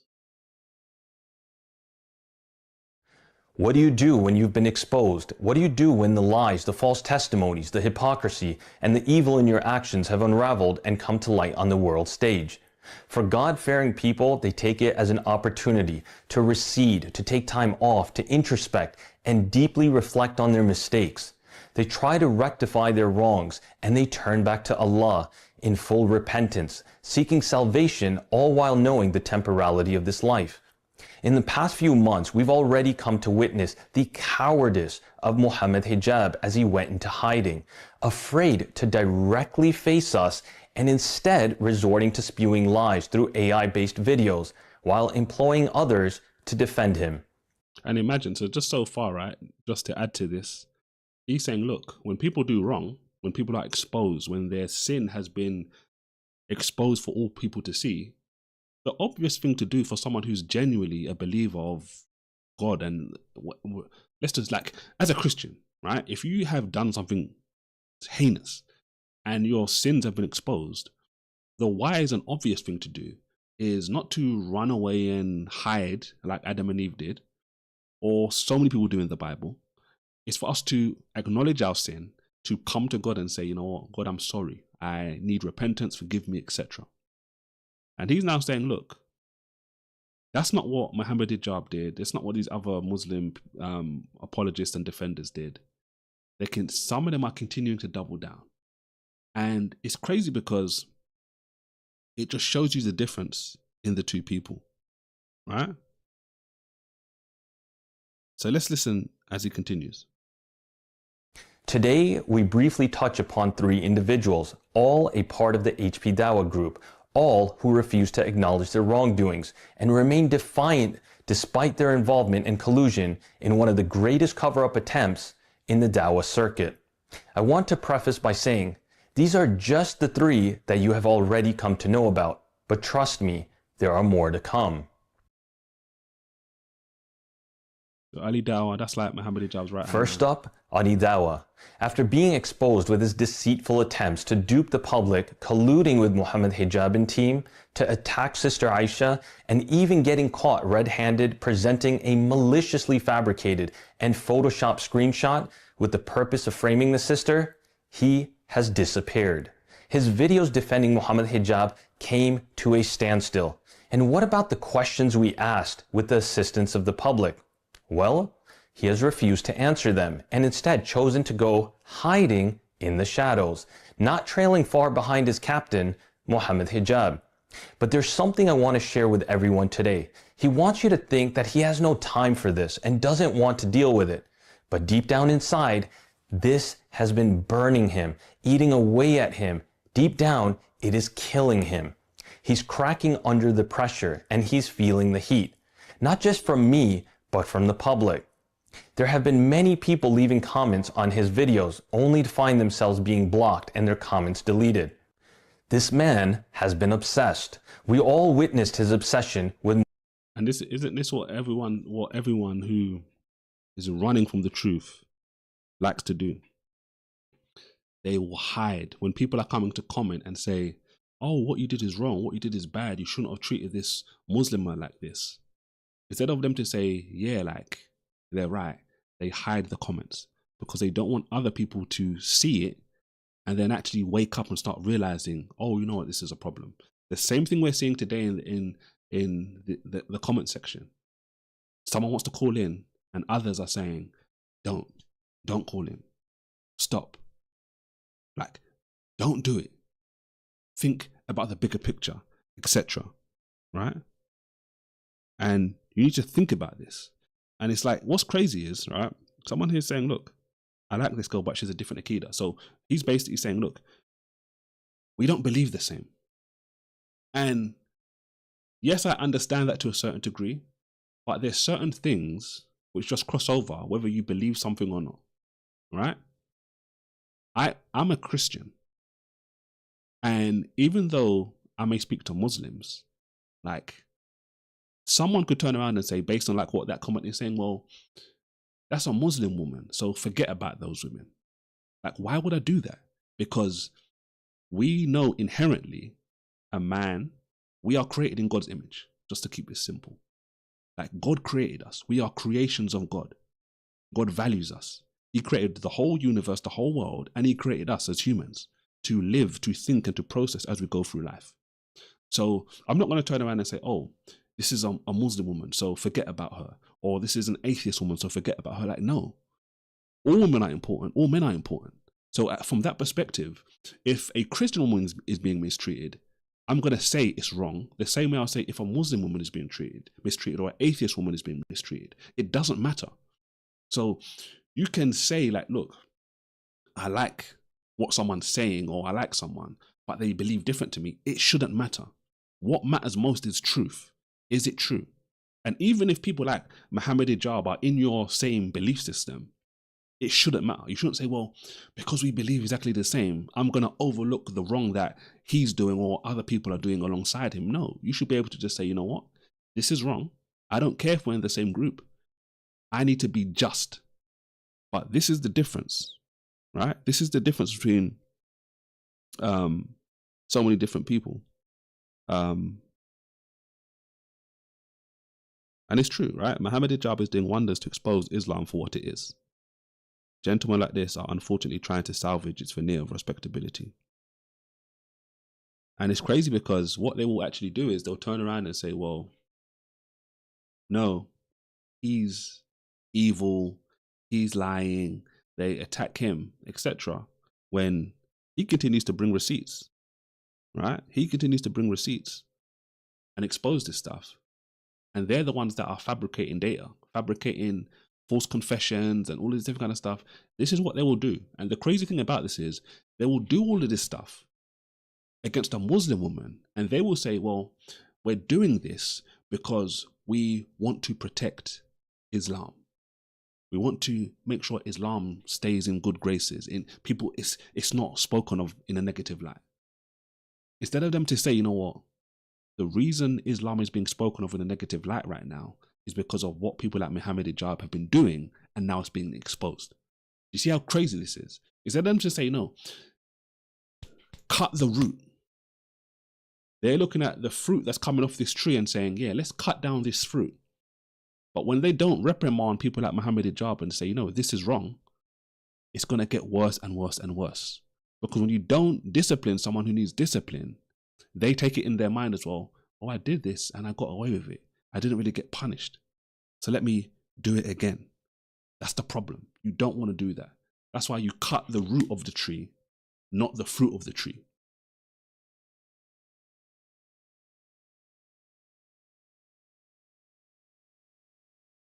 And I've already said, anyone who wants to join, you're going to have to go to the link on screen, because for some reason, the other way is not working to get calls. If you want to have a conversation, join through that link and you can jump in. Let's continue. Muhammad Hijab, defending him by all means necessary. But brothers and sisters, I'm afraid to share today that his obsession did not stop with hijab. It is now with me. It is an obsession fueled with anger, with rage, and desperate attempts to get back at me personally, to get under my skin, to try and invoke a reaction. And from one aspect, he has succeeded. He did invoke a reaction. It is one filled with a feeling of sympathy, feeling bad for how he continues to humiliate himself. Despite going quiet in the public sphere on this issue, he has continued to text me directly. What you will witness is his childness, his immaturity, and his pathetic attempts to try and taunt me. Soon after I published the video with questions about a secret marriage, one done behind his wife's back, and with one of his frequent guests on the Bitter Truth show, he texted me the following. Oh no, Salman, you hit me where it just go back. One childness, his so immaturity, and his going quiet in the public sphere on this issue, closely. he has continued to text me directly. What you will witness is his childness, his immaturity, and his pathetic attempts to try and taunt me.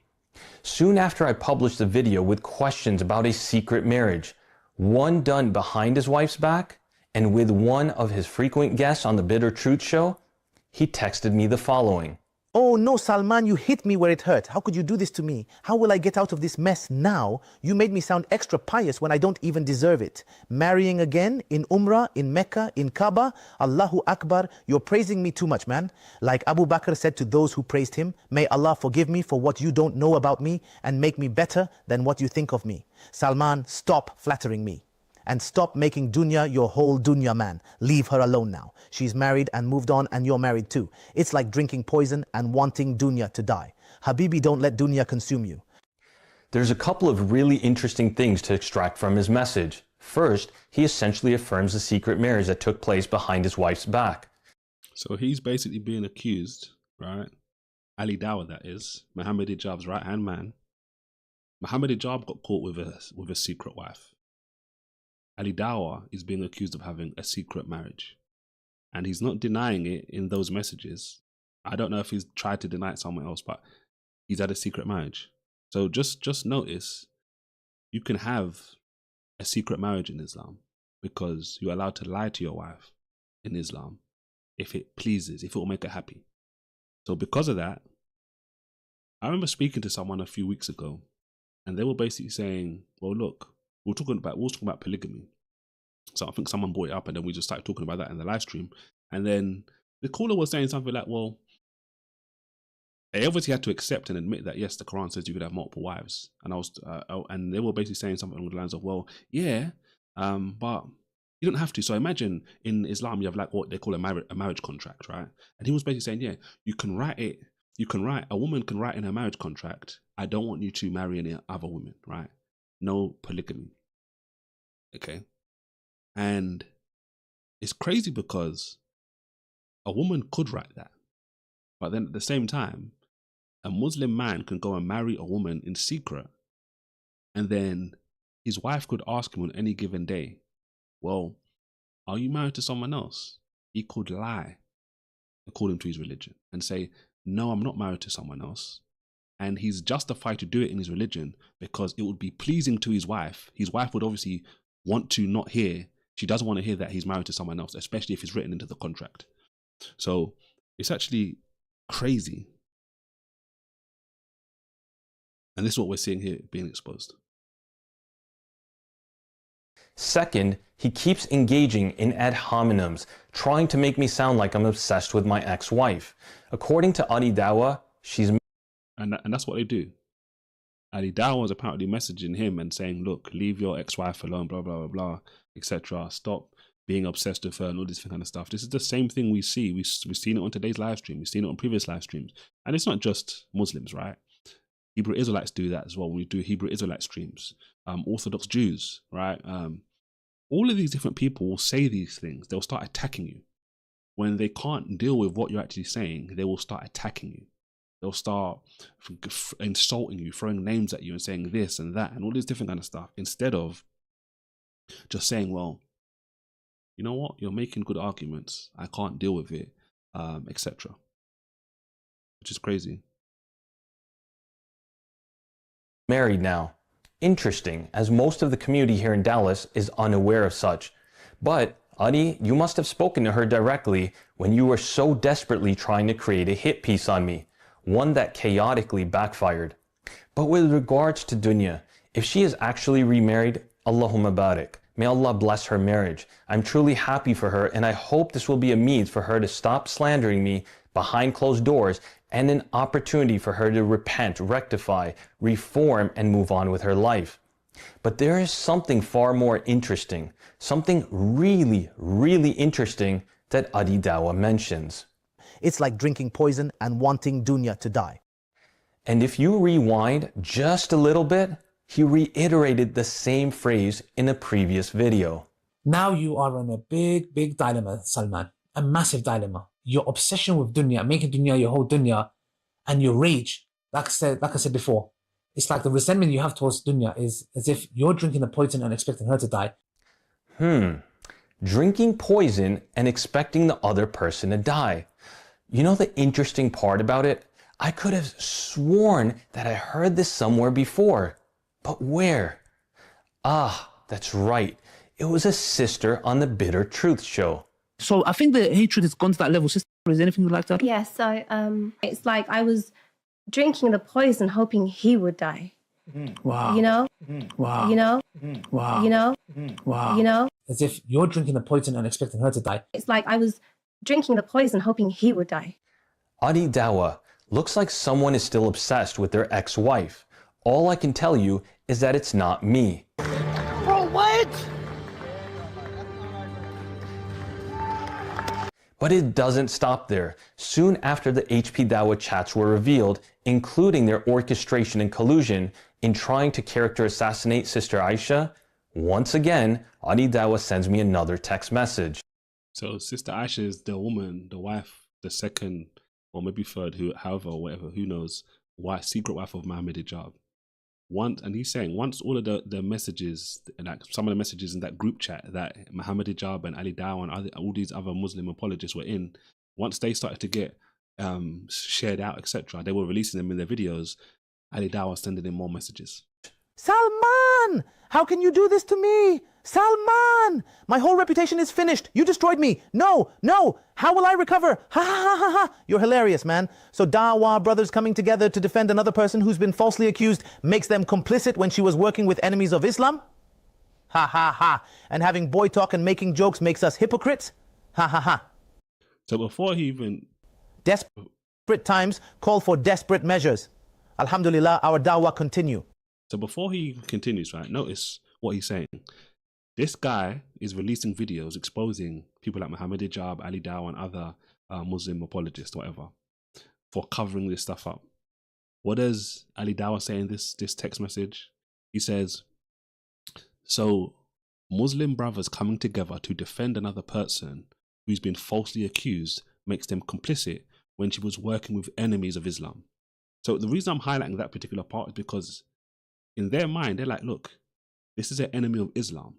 So because this is an enemy of Islam, it's acceptable for them to do the stuff they did, fabricating evidence, and all this different kind of stuff in order to try and get Muhammad Hijab off the hook.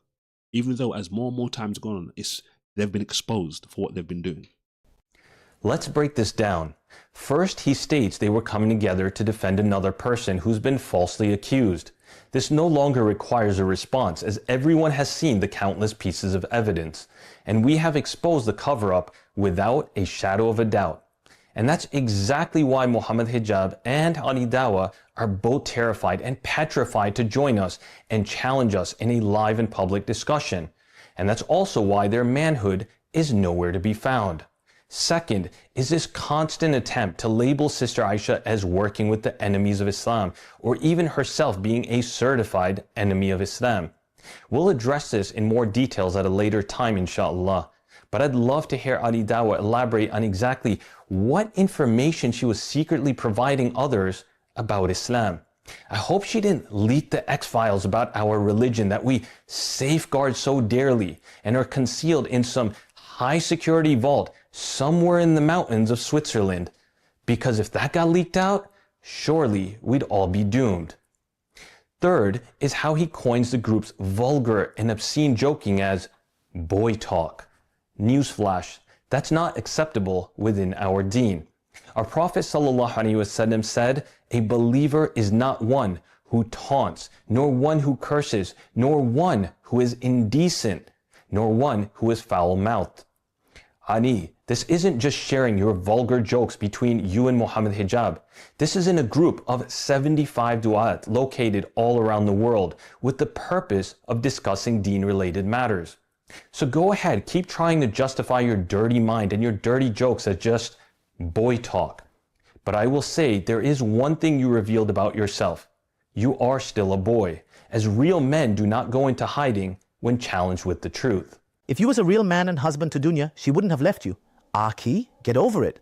Don't let her consume you. She's probably married now to a real man who knows how to be a man. Usually in these situations, I blame the man. You may have been moving feminine and she didn't like that maybe. Don't make your whole dunya. Move on, Habibi. I'm looking forward to more videos. Don't stop. Do you dream about dunya? You're obsessed with the woman. Ha ha ha ha. Assalamu alaikum. So imagine, right? Instead of addressing directly what this guy is revealing and exposing about Muhammad Hijab, Ali Dawah, and whoever else he's going to expose, they continue to attack him personally. And that's what everybody has to do when they can't handle what someone's saying. They start attacking the person. Oh, he's this. Oh, he's that. Oh, he's less like, even if he was some feminine guy or even like whatever, what does that have to do with the claims that he's making, the evidence that he's producing that's exposing them? Why can't they just say, no, it's a lie, and show with evidence that it's a lie what he's saying? Instead, they want to turn around and they want to act like clowns. Like they want to, say all of this different kind of stuff instead of actually just saying, well, you know what?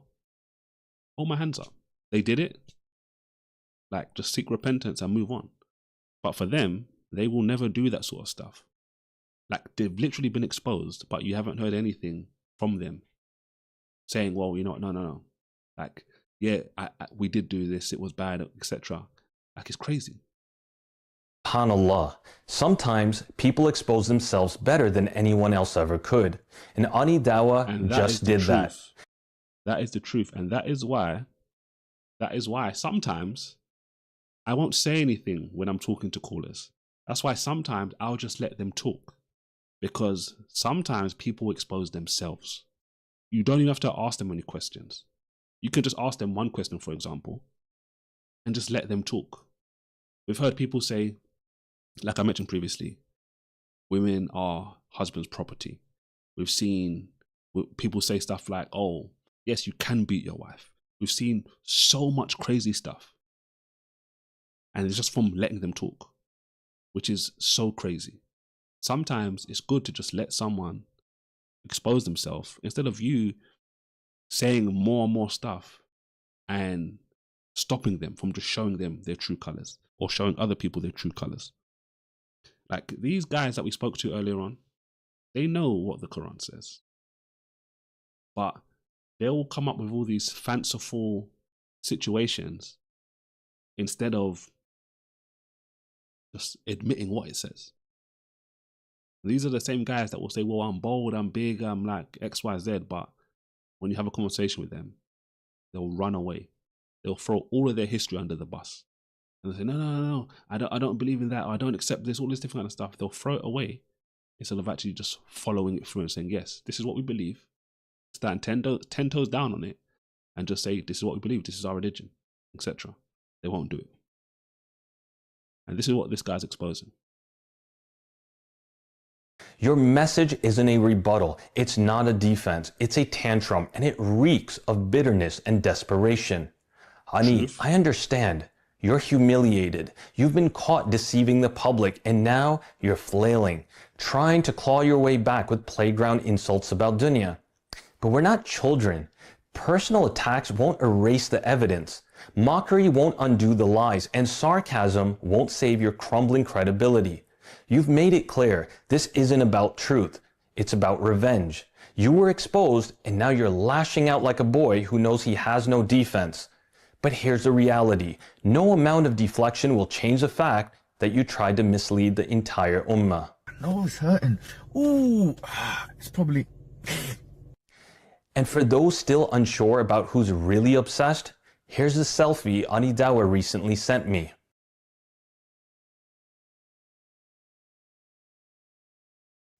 You can't make this stuff up. The projection couldn't be more obvious. Now he's moving from Ali Dawa to Hashim, who's another regular at Speaker's Corner in the UK. As we all witnessed in the bombshell revelations from the HP Dawa WhatsApp group, Hashim wasn't just a passive observer. He played an active role in orchestrating the smear campaign against Sister Aisha. He even confirmed that Muhammad Hijab had a misyar marriage with her, the very thing Hijab tried to deny publicly. So Muhammad Hijab obviously came out and said, no, I didn't do this. Then Hashim, another popular down at Speaker's Corner, in the group chat, he's dropped receipts saying he did do this. It's very similar to how earlier on that Muslim caller tried to say I was lying about what the Arabic says, and then the next Muslim came on and was honest enough to say, yes, it doesn't say that in the verse, in Arabic. So I was telling the truth and the Muslim guy was lying, or he was ignorant. Right? Either way, it didn't work out. This is what he's exposing here. To be honest, it says she wanted to marry you or die, and now she wants to humiliate you and die. Either way, she's going to harm herself. So there was no marriage, right? And then Hashim says there, as you can see, there was a misyar marriage. It became messy. So there was a marriage. So there was no marriage, right? Misyar marriage. It became messy-yar. And since then, Hashim has gone silent. Not a word, not a clarification, not even a hint of remorse for his role in this deception and cover-up. But you know, when you think about the verse when Jesus talks about the things which are done in darkness, they'll come out in light. It always happens. These guys in this group chat creating all their plans to basically just try and tarnish and destroy this woman, right? They're probably thinking, you know what, yeah, we're going to collude, we're going to work together, we're going to get away with it. And someone leaked it, obviously. And it's all now getting exposed, and it's been getting exposed over time. So now all of these people, Hashim's there saying, yes, they were married, right? Which is corroborating the fact that he did have a secret marriage, even though Muhammad Hijab said he didn't have a secret marriage. They're exposing themselves. And the crazy thing about this is, you would think they would be wiser and they wouldn't do something like this again. But I'm almost certain they probably still have group chats like this today. And it's only a matter of time before they get exposed as well. Because people that don't allow the truth to set them free, like I mentioned earlier, when you don't discipline someone who needs discipline, it's only a matter of time before they get bigger and bolder and they do something even worse. And then that's going to get exposed. But despite his silence, the truth has a way of catching up. Recently, at Speaker's Corner, the very place where free speech and open debate are supposed to thrive, Hashim was confronted. Not by a scholar, not by an activist, but by a 16-year-old boy. Someone apparently known as Young Bob. Hashim, I now call you a scumbag because on a leaked WhatsApp group chat with 72 Dahi, you said, and I quote, you should make it on a video that Muhammad Hijab lied about not being about him. She doubted the Quran and that she had mental health issues. You're not old enough to talk about marriage. Yes, I actually am, because I... So see what's happening here? 16-year-old young Bob goes and confronts Hashim about all of this stuff. And he says, listen, I don't rate you. You're part of this cover-up. And you haven't come out and condemned Muhammad Hijab, your Muslim brother, for what he's done to degrade this woman. And what does Hashim say? He doesn't say you're lying. He doesn't say you're not telling the truth. He says you're not old enough to talk about marriage. Call your mum and dad.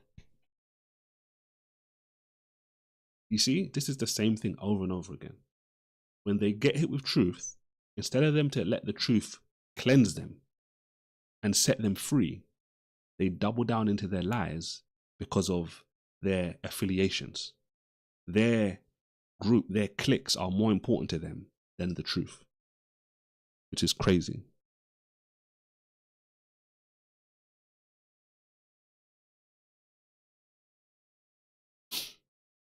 Call your mommy I and am daddy. of the age of puberty. Call your mommy So and daddy. Hashim, Subhanallah. Rather than address the core issue, the lies, the accusations, the misyar marriage, the manipulation, Hashim deflects with condescension, dismissing the boy simply because of his age. And when that doesn't work, he runs, not metaphorically, but literally to the police. Excuse me, guys. yes, go on. This guy's been harassing me. I told him I don't want to talk to you, and he keeps following me. Who said that? Hashim on a secret group chat in trying to hide the scandal of Muhammad Hijab. Yes. So after being confronted and not being able to deal with it, other than just with ad hominem attacks, insulting him, he now ran, guys. He ran to the police and started saying, look, I'm being harassed. I'm being bothered by this young boy. This is what they do, right? This is what they do. It's the same thing we're seeing with the callers. They'll come up, they'll try and say whatever they want to say. As soon as we start asking them certain questions, as soon as we start pinning them down, they start running. They start running because they can't handle it. The same man who stands at Speaker's Corner every week lecturing others about Islam, morality, and truth couldn't handle being questioned by a teenager. Let that sink in. In a place known for fierce debates where heated discussions are common, Hashim ran to the police because someone asked him about his own words. And not just anyone, a 16-year-old. But wait a second, Hashim. Aren't many of these same police officers, by your logic and by your definition, considered kuffar? So why run to them now? Isn't it amazing how quickly these du'at abandon their bravado when their lies are exposed? In the following week, young Bob returned, undeterred, but what happened next was even more vile. This time, it wasn't just Hashim. His sidekick, Siraj, joined the circus, not to clarify the lies, not to speak the truth, but to shield his friend and hurl disgraceful insults in the process. And what you're about to witness next reveals the true nature of these so-called du'at. Hashim, do not speak to the audience, especially about women, because you abuse women. Let that sink in. A 16-year-old had the courage to say what so many grown men remain too cowardly to admit. He called out the elephant in the room, that when you're complicit in the abuse of a woman, you'll lose the moral authority to speak about them, especially in public. So imagine, for example, right? I don't know this to be true, but for example, the video that I played at the beginning of this series, if you want to call it that, was a guy talking about how Islam honors women more than Christianity, right? This video right here. Now he goes to Speaker's Corner. Now, I don't know, for example, if he's in this group chat. He may be, he may not be, I don't know, right? But the reason it just occurred to me now in my mind, based on what the guy was just saying in the video, like Hashim will be in Speaker's Corner, will be in other places speaking about, oh, women are treated so well in Islam and all this different kind of stuff, just like that guy was saying in the video, right? Knowing at the same time, they're in a group chat doing all of this stuff where no one can see. And it just shows you how Muslims like Hashim and Muhammad Hijab, how they behave, how crazy they are. Like, imagine just living like a double life in that way, like to say one thing, but then to mean something completely different. Like, it's crazy. The audacity of Hashim to continue preaching while privately degrading and vilifying a Muslim sister is nothing short of outrageous. Hey, by the way, dog, come here. Yeah. Let's I remember we joined your line. You see, more ad hominem now. Oh yeah, come on, like calling him a dog, anything to try and get the person away from asking the questions they don't want to ask, they don't want to answer. Yeah, Hashim. Come, dog. Yeah, absolutely. Doggy, Is that how you treat women? I treat you, dog. Okay. Are you a dog? No. You're a woman Jesus abuser. says dog. Yeah, of course. Jesus says You're a dog. woman abuser. You're a dog. Come By follow me. Islamic merits, you're a Guys, woman. this is my dog. He's Yes, following me. of course. This isn't just childish. It is vile. It is derogatory. It is repulsive. It is sickening. Faced with serious accusations about his role in covering up abuse, Hashim doesn't deny it. He doesn't explain his actions. He doesn't even defend himself. Instead, he devolves into animalistic mockery, shouting dog over and over like a playground bully who ran out of arguments and cannot defend himself. This is the intellectual bankruptcy of a man caught in his own filth, unable to climb out, so instead he barks. Our beloved Prophet ﷺ said, a believer is not one who taunts, nor one who curses, nor one who is indecent, nor one who is foul-mouthed. Hashim. Come follow me, dog. Come follow me, dog. Stop abusing women, Hashim. By the way, is he grooming you still? No. Are you grooming you? Are you grooming? Is David grooming you? So in response to a valid accusation. That's what Bloodfire said. Okay. You are being groomed by David. And you. David's grooming you. And by your own words, you are abusing women. Come follow me, dog. I am a dog and you're a woman abuser. You're a woman abuser. You're a woman abuser. Just notice he doesn't want to answer any of the accusations. He doesn't want to talk about the topic. All he wants to do is insult. Oh, you're this. Oh, you're that. Oh, this is what's happening to you. Oh, that's what's happening to you. No one's made any of those sorts of accusations against young Bob or anything. Not to my knowledge anyway. But there's clear evidence exposing people like Hashim.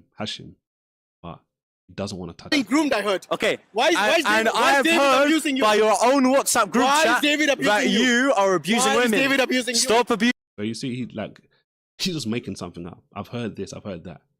Young Bob's like, I've heard this, and there's evidence. He doesn't want to speak about it. Why is he abusing you? Does your mother and father know that? Okay, of course they do. Abused? Yes. Okay, do you know that do you know that you are a dog? Ali Dawah and Muhammad Hijab, they all know that you abuse women. This is next-level gaslighting and deflection.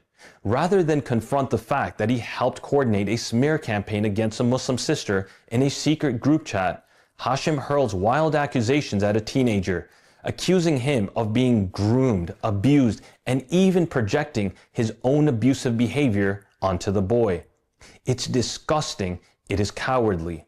And it's a textbook example of psychological manipulation, shifting blame with baseless claims while avoiding the mountain of evidence stacked against him.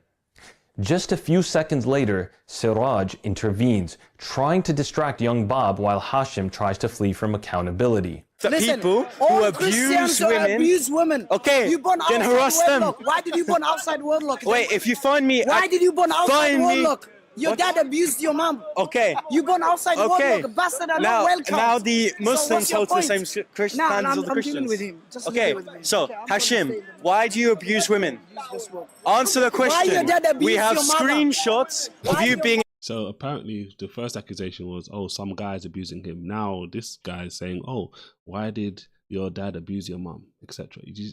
Same tactic, guys. This is why you have to wake up and not fall for these tactics. When you're having these sorts of conversations, they will try everything they can to get off the topics they don't want to talk about. That's why when we talk to Muslims today, for example, and we're asking them certain stuff, they'll do whatever they can to run away from it. I don't accept this. This is a different context. This doesn't link. We're literally talking about Islamic sources earlier on about striking a woman, and the guy is literally saying no, it doesn't link. It's a different scenario. When we're literally talking about being able to strike women. An admin, and you being complicit in the abuse of women. Yes, of course. So, Hashim, I want you. The dogs are still following me. Come, dogs, follow me. Yes. My dogs, come follow me. Yes. Hey, dog, come. Are you against? I'm asking you as a Muslim. Yes or no? Okay. Yes, of course. Yes. Okay. Why you're not against your dad? So you see how simple it was. Are you against abusing women? Someone who's a Christian is just going to say yes. And then he's like, are you against your dad? Like, why? Because your dad slept with your mom outside wedlock. No, she didn't. And it's haram. When did it's she? No, she didn't. Yes, yours. Do you see the crazy logic? Even like, I'm not saying this happened, but if a man slept with a woman out of wedlock, how is that just by nature abuse? It's a sin, yes, but it's not a sin of abuse. It's a sin of having intercourse outside of marriage. Like, this is crazy. Child of bastard, prove me wrong. Show me. How am I supposed to prove that? Yes, because wrong? I know. Christians do not marry. No, Christians do not marry. We know this. Christians don't marry, guys.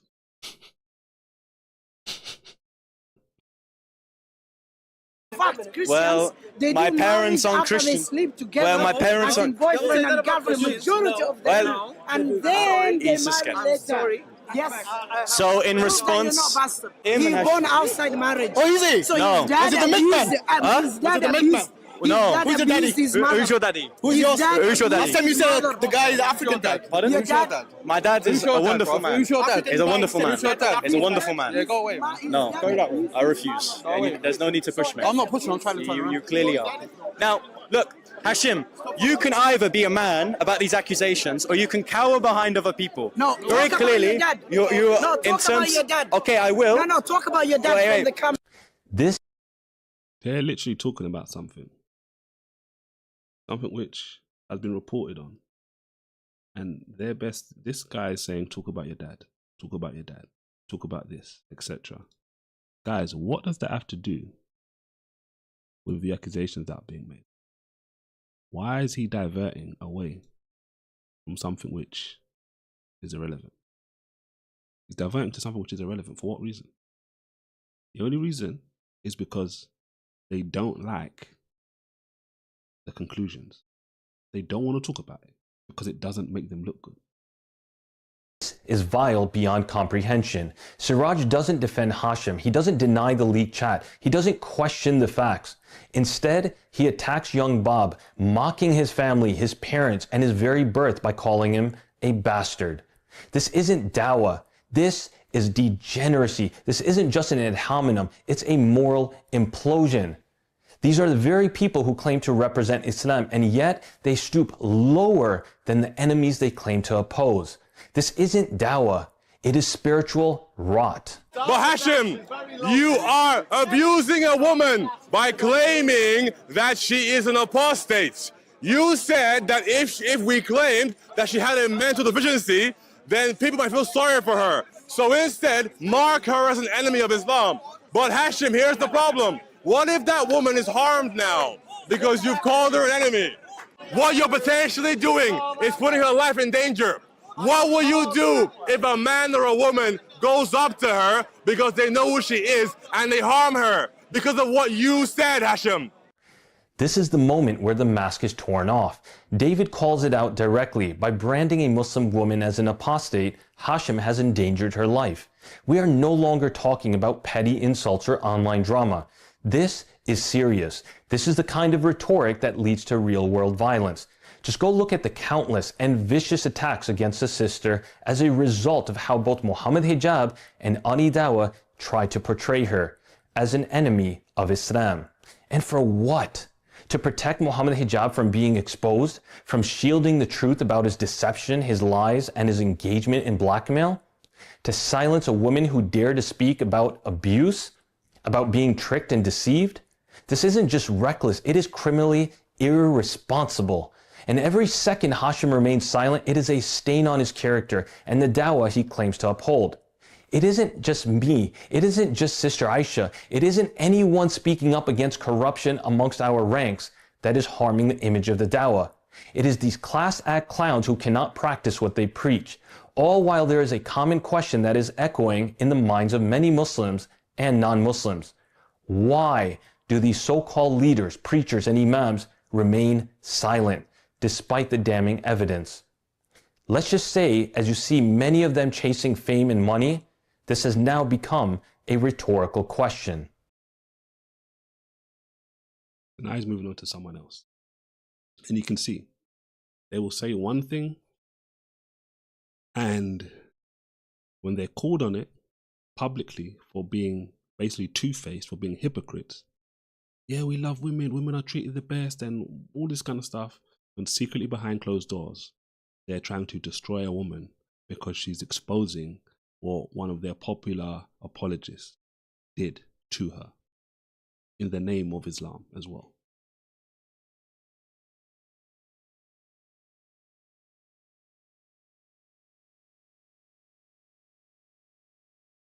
So he apparently published a video and it got so much backlash. Now he's saying here he no longer published the video on his channel.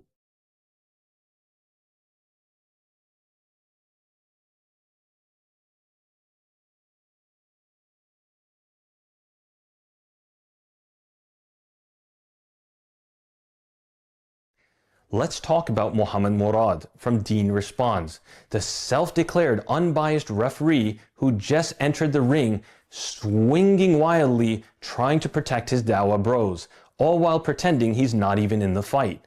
But Murad, you made a whole video about me. You brought my name into this, so now you've got my attention. And now we'll see if you end up running away and going into hiding like your HP Dawah buddies, Muhammad Hijab, Ali Dawah, and even Hashim. Guys, I'm not looking to defend Brother Muhammad Hijab. I condemn anything haram that occurred on either side. So whether it be Muhammad Hijab, whether it be this individual, whether it be the person that claims to be Muslim. This is the oldest trick in the Dawah Bros playbook. Act neutral, say, I condemn both sides, then spend the entire video attacking the victim and defending your friend. You just said you're not here to defend hijab, but then you literally say, what I'm saying is someone that is mentally ill, if not an enemy of Islam. And in both cases, I will support Muhammad Hijab against this person. I agree. Definitely. And this is, I haven't said it yet, but this comment is right on the money, right? Someone should publicly question him about what Islam actually teaches, because it's interesting in a lot of different ways. Like, I'll just say two things. Firstly, it's because why does it take, like, he's obviously a professing Muslim, right? And he's calling these guys out, and they're calling him out, and they're saying, no, he's not really a Muslim or whatever, right? And he seems, obviously, from what he says, more peaceful. Islam says this, etc., which is the polar opposite to people like Muhammad Hijab, Ali Dawah, all those kind of guys who are very popular, etc. And really, it would be good to have a conversation for someone to ask him those tough questions, like, you believe this, but what about these Quran verses? What about this in the Hadith, etc. And all that kind of stuff, because it's great to have Muslims who aren't violent and don't want to take part in violence or any of this degrading sort of behavior we're talking about today. But at the same time, we always, as I always say, we always have to judge people by the book, not what people's actions are. It's great that he's exposing them. It's great. But at the same time, I don't know where he stands on this sort of belief. And one thing I'm going to say as well, right? This Muhammad Murad or whatever, from Deen Response, I'm pretty sure this is the guy I spoke to a few weeks ago on a live stream. Sounds exactly the same, right? Yeah. So let's get this straight. You support him no matter what because she might be sick or she might be a disbeliever based on your own wild and baseless assessment? That's not neutrality. That's blind loyalty. And your own audience saw right through it. You are coping hard, attacking Salman, now deflecting from all the dirt on hijab and Ali. So they're even, like, which is crazy.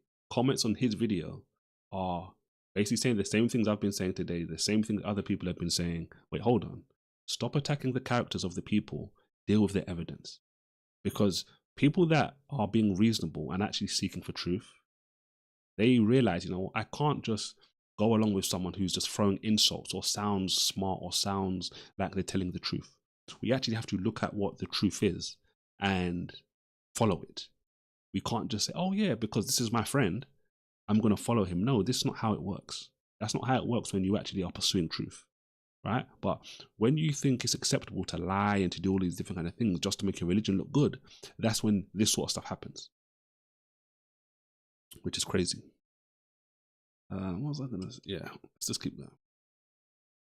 Hearing here is blatant favoritism. How disgraceful that you and your group would stand by someone solely because you know him. Our faith does not condone such behavior. It demands equality and justice. Allah will hold you accountable for every action you've taken against others. The Prophet, peace be upon him, said, "Beware of suspicion, for suspicion is the worst of false tales. Do not spy, do not envy one another, do not harbor hatred, and do not sever ties." Yet you publicly accused her of mental illness and fed him information while she came purely to seek knowledge for her doubts. By Allah, you are the ones at loss here.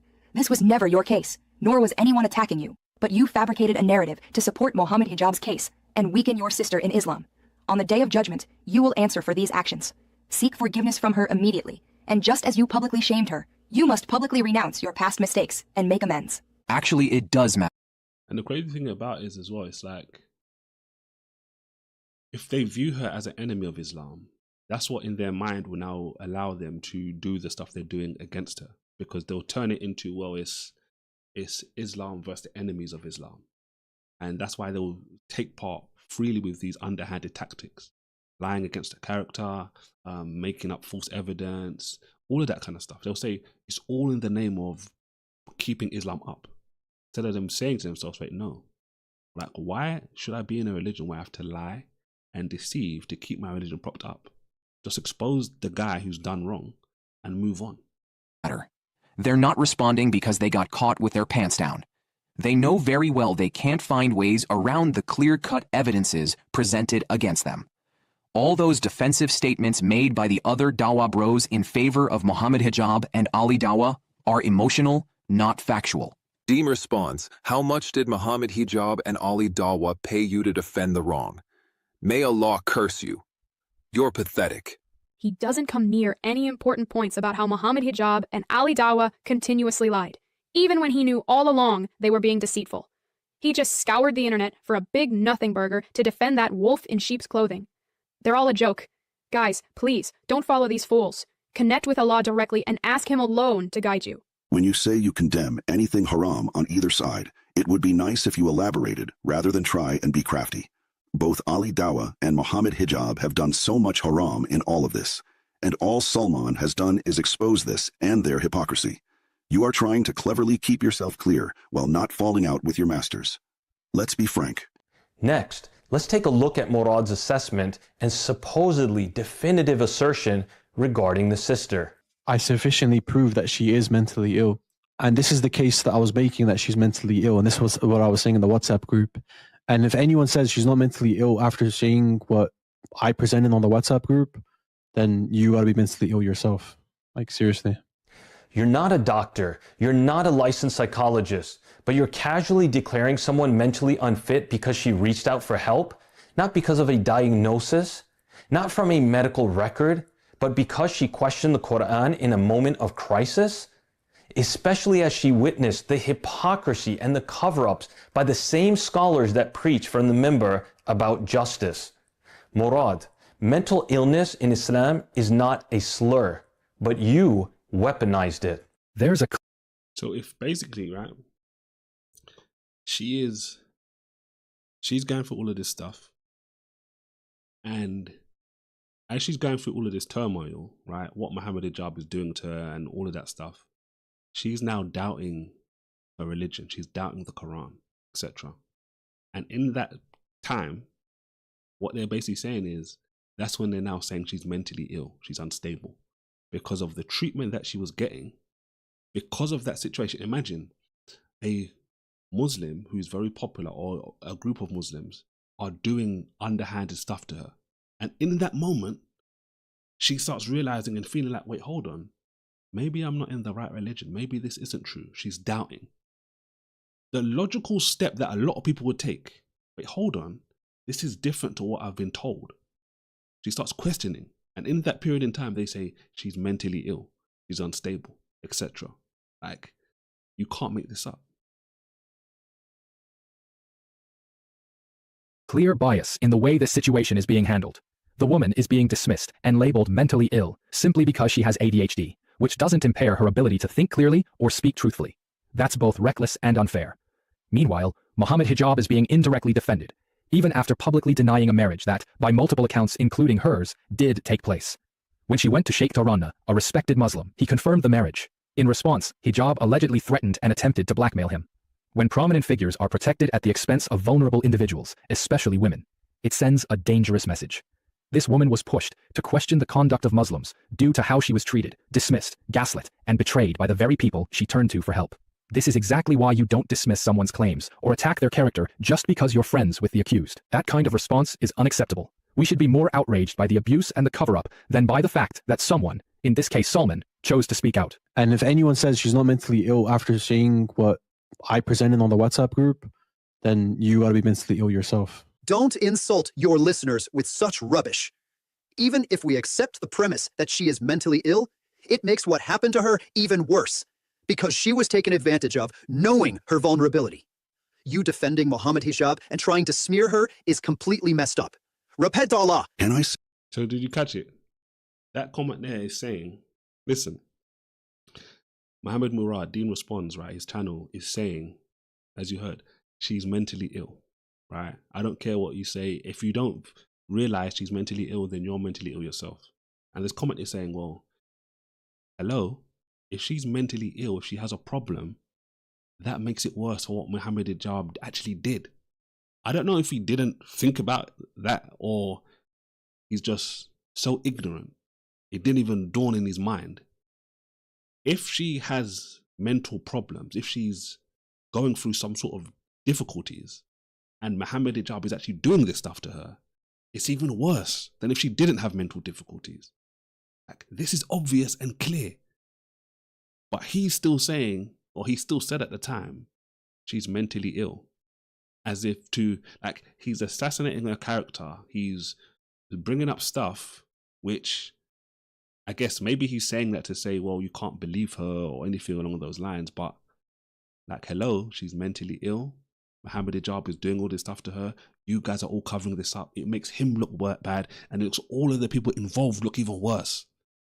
So, if you want to take that line of approach, you're running down a dangerous pathway. This is what happens, guys. Say I am a medical doctor. I am qualified to judge mental illness. You are not. The way you are attacking the sister is sick. If it was your own sister or daughter, you would not be speaking this way. And that's what, like, it buns me so much. This is what I just don't understand so much. Like, some people don't, like, think through a lot of this stuff. If you have a sister, if you have a mother, if you have daughters, some of this stuff just becomes so obvious. It's crazy. Like, earlier, like today, I was walking, it was me and two of my daughters were walking, and we were walking past a mosque. And it's like, I was just thinking to myself as I was walking past, I was thinking about this stream today, and I was just like, imagine. Thank God that my daughters won't have to go through this. But what we're watching and listening to today is an example. This is just one example. This is the one that got exposed. And bear in mind, Muhammad Hijab and all of these people are doing this stuff. They don't see it as wrong. They see having this secret wife as acceptable in Islam. That's why they're doing it. If they didn't think it was unacceptable, if they didn't think it was acceptable, it's more likely they would have came out by now and said, okay, I'm sorry, I made a mistake, etc. But they're all in that group plotting and planning how to get around the situation. They believe it's acceptable, which is crazy. And this is why when we have these conversations, you'll hear Muslims retreat and run away from this stuff. You'll hear, we saw a Muslim, I'll show you the comments, a guy saying to a woman, don't go up, don't talk to him. He's going to mention stuff you don't know. Why is he doing that? Because he wants to keep the Muslims ignorant to what the Quran says, what their sources say. Because when they see it, they're going to realize, oh, you know what, this is actually crazy. So it's like I said already, if you have a mother, if you have sisters, if you have daughters, and you read and look at some of this stuff, it's just so obvious. And this is what many of these people don't do. They don't think about it. If this was my sister going through this stuff, if she was married to a husband and he was beating her up, if he beat her, if he hit her face, and he would be like the dad in the source I was mentioning earlier, who's going to the Prophet Muhammad and saying, I gave my daughter to this guy as a wife and he hit her. They would be saying, no, this is a problem. But they're not thinking about this. They don't think enough about this situation, about what it really means. And by the time they find themselves in these sorts of situations with their daughters, with their sisters, they're already complicit. It's too late. She was pushed to the verge of at least they believe it's too late. But you don't have to stay in a situation like this. Apostasy and had severe doubts when your friend religiously manipulated her for sex. Do you not see how traumatizing that might be for someone?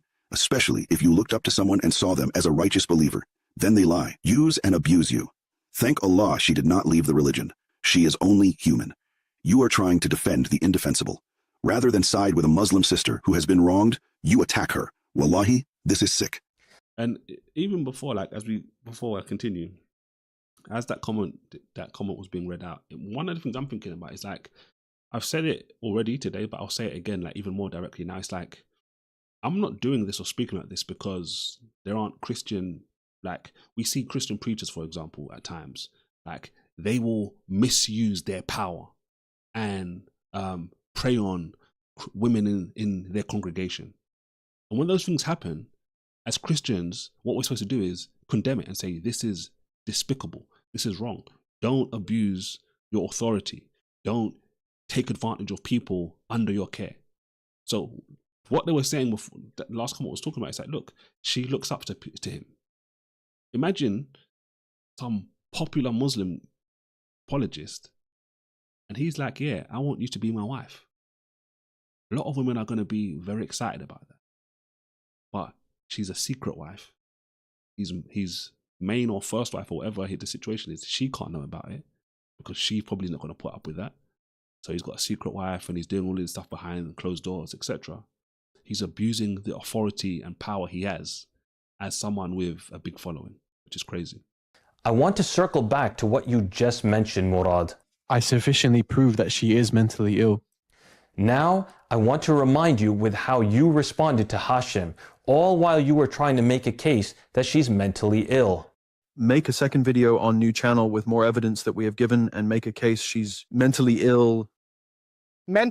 So imagine, right? He's talking to Hashim, the one we saw previously, and saying, look, make another video and talk about how she's mentally ill. Now, Hashim, who's obviously, he's an older man, right? He's been going to Speaker's Corner for, I think, like 15, 20 years, probably, maybe even longer. Look at what he says. Illness will work in her favor, as it'll show Mohammed Hijab took advantage of her vulnerability. So he saw it. Let's go back. Channel with more evidence that we have. Murad is saying, make a video about she's mentally ill. And this is in the group chat, I believe. And Hashim is saying, given and make a case she's mentally ill. Mental illness will work in her favor, as it'll show Mohammed Hijab took advantage of her vulnerability. As it will show. So he understands the problem. He understands it. If I make another video saying she's mentally ill, yes, it will attack her character, and yes, it will cause some Muslims to look at this and be like, oh yeah, she's just some crazy woman. But you know when they say you're missing the forest from the trees, or you're missing the trees from the forest? This is exactly what it says. If we make this video, Murad, then it's going to show that Mohammed Hijab was taking advantage of her vulnerability. And we can't have that. It's going to work in her favor. Why? Because more people who are actually thinking about this reasonably are going to turn around and be like, wait, hold on. This all happened, which is crazy in and of itself. But you're actually saying this woman has a mental illness. And he could see it, but Murad couldn't see it. Hijab isn't a doctor to do a diagnosis. Hijab isn't a doctor to do a diagnosis. Hijab isn't a doctor to do a diagnosis. But somehow you magically are. So I guess that was Murad's response to the situation. Hashim says, I can't do a video like this because it's going to be in her favor and it's going to show that Hijab took advantage of her. And I guess his response was, Hijab isn't a medical doctor, he doesn't know. So his defense will be, well, she has mental illness, but I didn't know. Which is crazy, because how are you going to marry someone and not know that they have mental illnesses? Like, was she keeping it from you? Like, what's the scenario there? It's not impossible, but it's very reasonably suspect. Not a doctor, but a boy riddled with hypocrisy. All I can do is show the deception on this person's side, misusing Islamic sources. The irony is astonishing. You accuse me of deception by omission, and then spend your entire video cherry-picking messages, mocking her, calling her insane, while completely ignoring the proof of blackmail, AI-generated fake audios, and the WhatsApp admissions that you were a part of.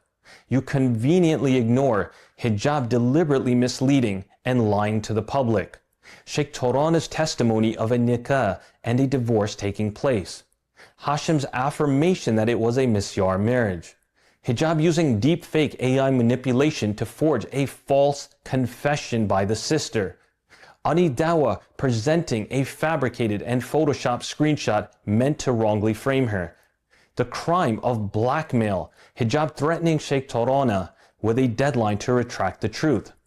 So Murad, I ask you, who's the one being deceptive? Who's the one consciously trying to mislead the public? Who's the one trying to cover up for the crimes of their buddy?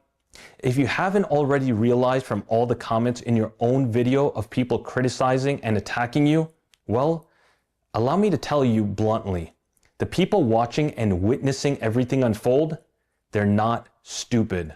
Elon Musk. And imagine, right? There's this avalanche of evidence on one side, and Murad doesn't want to touch any of that. But he wants to touch on Salman, the guy who's exposing all this stuff, and say he's problematic. And he wants to talk about the woman and say she's mentally ill. But he doesn't want to talk about any of the avalanche of evidence here, which is being levied at Muhammad Hijab and all of his buddies in this group chat. Why? Why wouldn't he want to focus on the humongous amount of evidence on this side? Musk is setting me up. Ha ha ha ha. The group chat was real. The AI channel was set up by Hijab. Ali knew about it all, proving Hijab and Ali are both liars. Instead of the massive cover-up, wouldn't it have just been easier to apologize and ask for forgiveness if there was any wrongdoing and repent to Allah? Why did they take it so far to these levels? Is Hijab that scared of his first wife finding out? Whether the accusations are true or false is not the biggest issue. The big issue is the deliberate lies and deception used to cover up the scandal. Just one example is that clearly Muhammad Hijab has lied about the video he created being nothing to do with him. Did your WhatsApp group help you make this video? Shame on you. Command the good and forbid the evil, not attacking the truth tellers. Ignorance of Islamic sciences. We are none of us ignorant of Islamic morality, truth, and basic decency. Stop trying to escape into loopholes and technicalities. And then came the takfir tactic. Whether any allegations happen or didn't happen, this is what I'm saying on the Zahir. What I'm saying is someone that is mentally ill, if not an enemy of Islam. And in both cases, I will support Muhammad Hijab against this person. You don't know her. You've never spoken to her, but you claim she's either mentally insane or a disbeliever. That's takfir and ableism in one breath. And you admit to aiding hijab because of that, not based on facts, but because you deemed her unworthy of your loyalty. No court, no testimony, no mercy. And your own followers called it out. Muhammad Hijab played all you boys like fiddle, religiously belittled her, kicked her out of faith, then turned being enemy of Muhammad Hijab is enemy of Islam. Sick and pathetic. You think this is over? No, Murad. You're just the next domino. You stepped into this fire trying to play loyalist to a Dawah cartel of deceit. And now you're going to be held accountable for your part in mocking a victim, undermining the truth, and trying to spin the narrative to protect your clique. You had no problem aiding hijab in tarnishing this sister's character, even if it drove her to the brink. As one person said, embarrassing and Ebe. May Allah hold you all accountable for what you did to this woman and mother. I don't blame her for seeking help from outside the community. May Allah aid her and protect her. Oof, Sulman's giving the lot of you a right old spanking, isn't he? What's the punishment in Islam for someone who says wallahi before lying through their teeth? And is there a punishment for those who back them up in their blasphemous lie? Looks like there are at the very least 70+ alleged Muslims who fear hijab more than their God. What an absolutely pathetic attempt at damage control. May Allah hold you all accountable. All 75 of you fools. I'm a qualified psychologist with a master's in psychology and in applied Islamic psych. ADHD is not mental illness. This woman is not mentally ill. Your friend Muhammad Hijab behaves in more neurotic and strange ways that can be seen as actual mental disturbance. The manner in which he plotted, the way he gaslit the sister and got her to believe him, points to his cunning sociopathy. Give it a rest. Why are you defending against accusations that were never made against you? Salman did not say that you dishonestly claimed that she was ill. He said, and we heard, you conspired to smear her using her mental health issue. Funny thing is that you are playing a game straight out of the Ali drama playbook. Wallahi, I didn't blackmail Sheikh Tarone. Of all the people you decided to cozy up to and become a minion for, you chose the worst option. The liars and fabricators are who you went to bat for, whether for clout or channel growth or what. You're clearly deleting comments. This is haram and Ebe. Muhammad Hijab had embarrassed us in the face of the world. He did such a heinous thing. Now, more and more people are slandering our prophet and deen. I have never been so frustrated. This is a true testimony that most Dawan men are just Epstein's folks. May Allah hold you all accountable. And you know the crazy thing about this, right? The crazy thing about this is, all this stuff will happen. Guys like Salman here will expose this stuff. The woman, brave enough to come up, will expose this stuff. Christians will talk about this stuff and expose this stuff. And instead of them to realize and be like, okay, yeah, there's clearly something wrong here, they'll look at a woman, they'll look at this man, they'll look at people like me and say, we are the problem. We are the ones that are doing the damage. And what I was saying earlier on about the fruit and the root, instead of focusing on the result of the tree, why not actually look at the tree? Why not look at the people that are the most popular people online saying, oh, look at us. We're the representation of what it's like to be Muslim, etc. And we'll go out and fight battles and destroy the Christians in arguments and debates and all this different kind of stuff, when they're the very people who are causing all of this expose on themselves and on their religion. So Murad, if you're done slandering with no qualifications, declaring takfir without due process, and diagnosing mental health from behind a screen while having no credentials to do so, I suggest you take some time off. Go read the highly critical comments on your own video, calling you out, and come to the realization that your blind loyalty to hijab, when the world has witnessed his deceit and crimes, will always be a dark stain on your name, and will be something that you will be held to account when you meet your Lord. To all the du'at, especially those hiding behind silence, the time for neutrality has passed. We are at a point in time where there is nothing but humiliation, where we've witnessed many of them running for cover. And don't think the shame is just upon those that have been caught in such egregious behavior and crimes.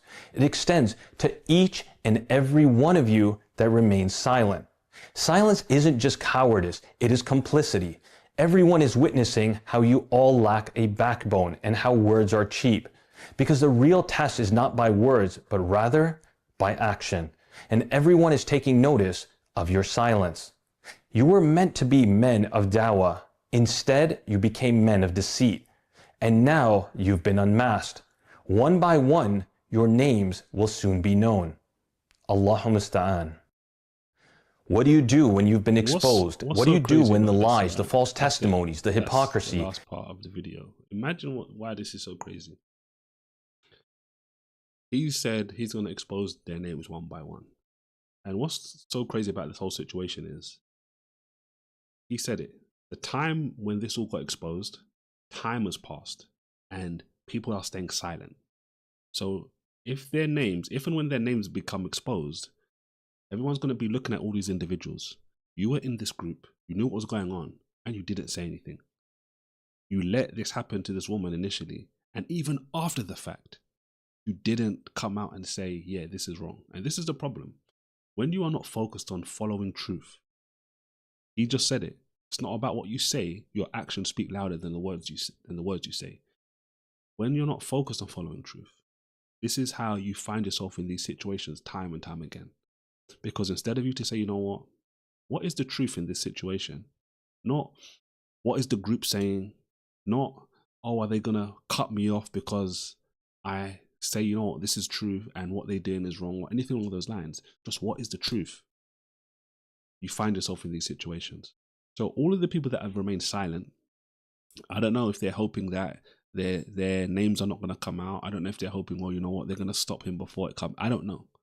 But God has a way of exposing darkness at the perfect time, his timing. So imagine all of this stuff. We watch this video today.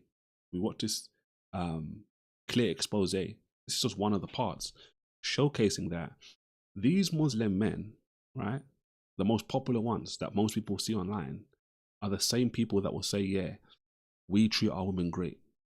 But behind closed doors, this is what they're capable of. This is what they're doing. And it's the same thing we see when we have callers. This is why the people will say to the women, don't call in. This is why Muslims will come on and will say certain stuff and they will gaslight, they will lie, they will deceive. They will act like they don't know something. But when you mention it, all of a sudden they know what you're talking about. This is the problem. And guys, I said this in a previous session. Because of that guy's video, and because it's got basically 1 million views, probably more than 1 million views now, I could run this same session every single week for a whole year. And trust me, it doesn't matter who comes up, whether it's some knowledgeable person from Islam or some novice, their answers, their responses aren't going to be good. Because unless you're admitting the truth, they're going to just spin a web of lies. This is why certain times someone may tell lies and I'm talking to them. And it's just like, you know what? Maybe I won't catch their lie today. Maybe I'll know their lie and I won't say anything, because I know down the road what they've said has been recorded. What they've said has been heard by people. And when other people hear it, they can know and say, yeah, that person's lying. Like, this is the difference. Though, like, as a Christian man, knowing what I know about the Bible and how God commands us to treat women, it's easy to look at a situation like what we're talking about. Today we're talking about husbands being able to beat their wives. It's easy to look at those situations and be like, that's wrong. Right? God has created us with a conscience. We can suppress that conscience, but so many people, when they hear this is why we've heard, when I've spoken to some Muslims at times, I'm like, look, is beating your wife acceptable? And you hear them say no, or I don't like this, or I don't think this is good. That's because their innate, their inside, their conscience, which God has given them, is tugging on them. And there's a conflict. I don't believe this is acceptable. I don't believe this is right. I don't like this, but this is part of my religion. And this is what you have to do time and time again. And we're seeing it time and time again. Whether it's them being exposed themselves, whether it's us reading their sources, reading Quran verses, reading Hadith, reading Tafsir, which is breaking down, telling us the context about all of this stuff, it's the same.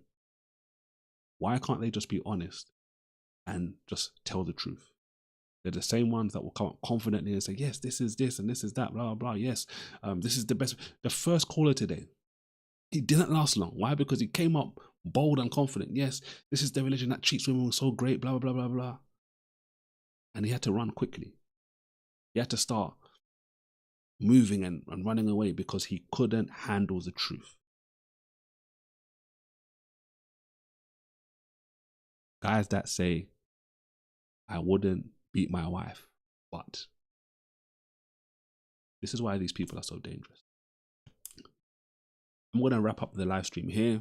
I told you guys earlier, make sure you pray, right? Pray about these situations. Spiritual warfare is real, right?